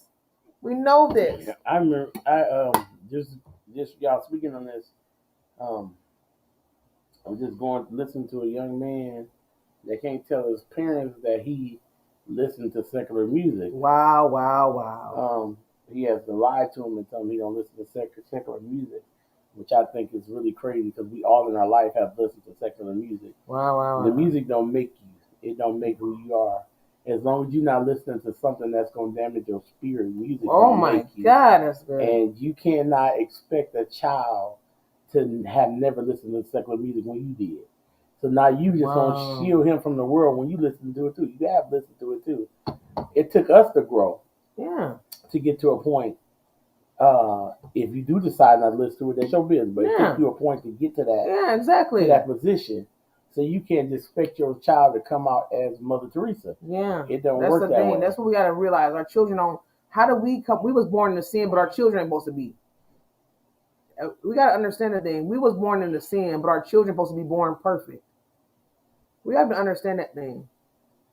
You know what I'm trying to say? We have to understand that thing. And I was heartbroken to say, you made it so tight to where your children can't even tell you, hey mom, listen to that song. I'm scared to tell my parent I listen to a song. That's a little bit too much for me. I'm not saying, that's saying too much. It's in my heart. I want my children to be able to tell me whatever it may be. Now again, we're gonna have this talk. If there's certain things, we're gonna have a talk. I'm not saying, we're gonna have a talk. Whatever things need to be talked about must be talked about. But I just want you to be able to talk to me. Because I don't want nobody else to tell you nothing. I don't want you to come to me, you go through all this type of stuff, and you get the wrong advice. And now you over here messing with some other thing. You done told somebody else that you're depressed. And now you done asked somebody else, Mama, Susie depressed. Oh, here, go give her a couple of my Xanax. Ooh. Can I be real? That's real right there. Can I be though. real? Can I be real? That's real right there, though. I done told Susie, my friend, I done told her that she's depressed. Mama, she depressed. Can you give her a couple of your medicines? Yeah, go give them out the medicine cabinet. Give her 3 of them. Just take one every night. Just take one every night before you go to sleep, honey. Now you done gave my baby girl medicine. I don't even know. First of all, I don't even know she's depressed. Second of all, you done got her strung out on something that what am I gonna do now? I'm wondering why she's nodding off at the table. I don't know what's going on with my daughter. She can't even tell me. She ain't told me she's depressed. Now she addicted to something. Wow. Now she's strung out on something because little Susie, because everybody giving her doped up stuff. Because she never came to me because I was so tightly wound that I couldn't open myself up to her. She don't even know what it's like to be depressed because all she sees is me happy and praising God all day long. All she sees is me giving him glory all day long. She ain't never knew I had to go to the dark stage. Wow. She ain't never knew that I've been sitting in the dark corner and I've been crying out and didn't know where to go. She never seen that part of me. I never shared that part of me because I always wanted her to see the good things only. Wow. See, we can't show our kids only the good things only. We have to let them know that it is some rough times out there. As long as we got life, it's going to be some tests and some trials. Wow. We have to let them know that thing because if they only see good, when it's bad comes to them, they don't. Mama always see good. It's only good there. Maybe something wrong with me. Maybe I'm deformed. Maybe I'm the wrong one because if I look at mama, all I see is happiness. I look at daddy, all I see is cheer. But I'm going through this pain right now. Something wrong with me. I don't even fit in my own family. My family all happy and cheerful. And I'm the one that's over here. I'm an ugly duckling, broke out with bumps and in depression. We got to get better. We got to get better in this season. I'm just being real. You can't stop a teenager from enjoying life. You can't only stand in correction. There you go. There you go. That's it right there. It's a teenager. They got to go through the bumpy road. They got to go through it. They got to go through it. It's called growing pains. But the thing is, we got to make sure, like you said, stand in correction. And again, just like God, he won't put more on us we can bear. When we know, when he see us going, hey, he gave us his lane, and we see this, guess what? He get right there. He be right here. Boom. He be right there, so we can't go too far. Same thing with our children. We don't let them go too far. We know we right there watching them. Okay, yeah, hey, just like when they're outside riding them bikes. You tell them, what do you tell them? We love you, Nessa. What do we tell them, y'all? Hey, don't go that far. Don't go past that stop sign. Don't go past that house right there. Don't go past that brick house. Come back this way. You go to this brick house and you go to that car. And we can see them where both ways they're going. If we're not riding with them, we can see them both ways they're going. We don't let them get out of our eyesight. That's the thing we have to get into. Don't let them get out of your eyesight. Don't let them get out of it. It's a work. Just like we talked about marriage the other day. We talked about marriage. It's work. You can't stop working. You got to do this. Children, the same thing. We can't wait till they get to 6 and 7 and 8 and 10 years old, start getting them phones and let them be babysat, and then say, oh, they grown now. They can do their own thing. You still got to keep putting that work in. You still got to put that work in. That's what it's always going to be. It's always going to be work. But it can be a fun work. It can be a fun work because we should be bonding with our children. It shouldn't be just work all the time. We should be able to do things with them, take them places, enjoy life with them, teach them. All of that. Pray with them, pray for them. We should be able to do all those type of things with them, and it should still be a fun thing too. Sometimes people get to parenting and they feel like it's a drill sergeant time. That's not parenting. Parenting ain't no drill sergeant. Because how many of us want to? I can't wait to get some kids. I'm gonna be doing this. We're gonna have fun. We're gonna play. And then it's just nothing but drilling them. That ain't living. Being a parent is supposed to be fun. It's not living when you're drilling your children. Your children, man, I gotta do this. I got this. I got that. They got timers on every single thing. Time to eat. Time to sleep. Time to wake up. Time to do this. Time to. We talk about abusive relationships, and we talk about verbal abusive, and we talk about like a dating or marriage. But it can be the same for kids. It can be the same exact for kids. If we drill them and we won't let them live, it's gonna be the same for them. But as soon as they get a little bit of life and a little bit of freedom, they're gonna live. And they're gonna live, and they're gonna look completely different to you. You're like, man, I didn't even know you did all this. I didn't even know you liked all this. They don't even know they like. They never knew they liked because they've been drilled. I didn't know I liked this either. I'm trying every single thing that I never was able to try and to see what I like. And that's not a good thing. I'm not saying it in a cute way. It's not good. No. But we have to get to that point where we allow our kids to be themselves. We allow them to be who they are, who they called to be. We allow them to have gifts and operate in their gifts, and we allow them to try different things. We have to let them do those things. Let them try the instrument. Let them try out some singing if they want to try. Let them try tap dancing. Let them try skating. I mean, whatever it is, let them try it. Let them have fun in it. And I know it was hard for me letting my daughter go. Like, man, you think I want to let my daughter go away to school? I wanted to jump in and be like, you don't need to go there. You stay home. You're going to stay home. But you got to let them. You got to let them explore life so they know how to handle life when you're not there. Mm-hmm. You know what I'm saying? You got to let them explore life so they'll know how to handle it and be able to make decisions for themselves that's good for themselves when you're not there, especially when they get grown. Mm-hmm. That's right. For her, we working very hard and just letting her, you know, what we trying to do. Yes. Mm-hmm. Yes, train. Yes. Just I'm back, phone ranged. Okay. Well, come on back. Say, amen, Sister Jane, you're so right. I tell her how beautiful she is and what God says about her. I told her I have to keep looking on the mirror and tell her myself because those voices try to, there you go, say it again. Raising teenagers is hard. Yeah, it can definitely be hard. It can be. It can be hard. I'm not saying it is, we can't say it is. We can say it can be. We got to get out of that point and work where we got to do. Yeah, it can be. It just depends on how you look at it. Mm-hmm. It depends on how you start. Mm-hmm. It's a start. Like, I know with our daughter, we started off strong and stern. So, like, her teenage years was really, really, like, thank God they weren't hard, because she already knew. Like, we I don't know, I would say. My teenage years started off real light. See? My kid years was pretty strict, and it felt weird to get that freedom. But the thing is, my years started off pretty strict and good, right? But as I got into a teenager, I had a whole shift. So it wasn't the same parent. I had a shift in parents.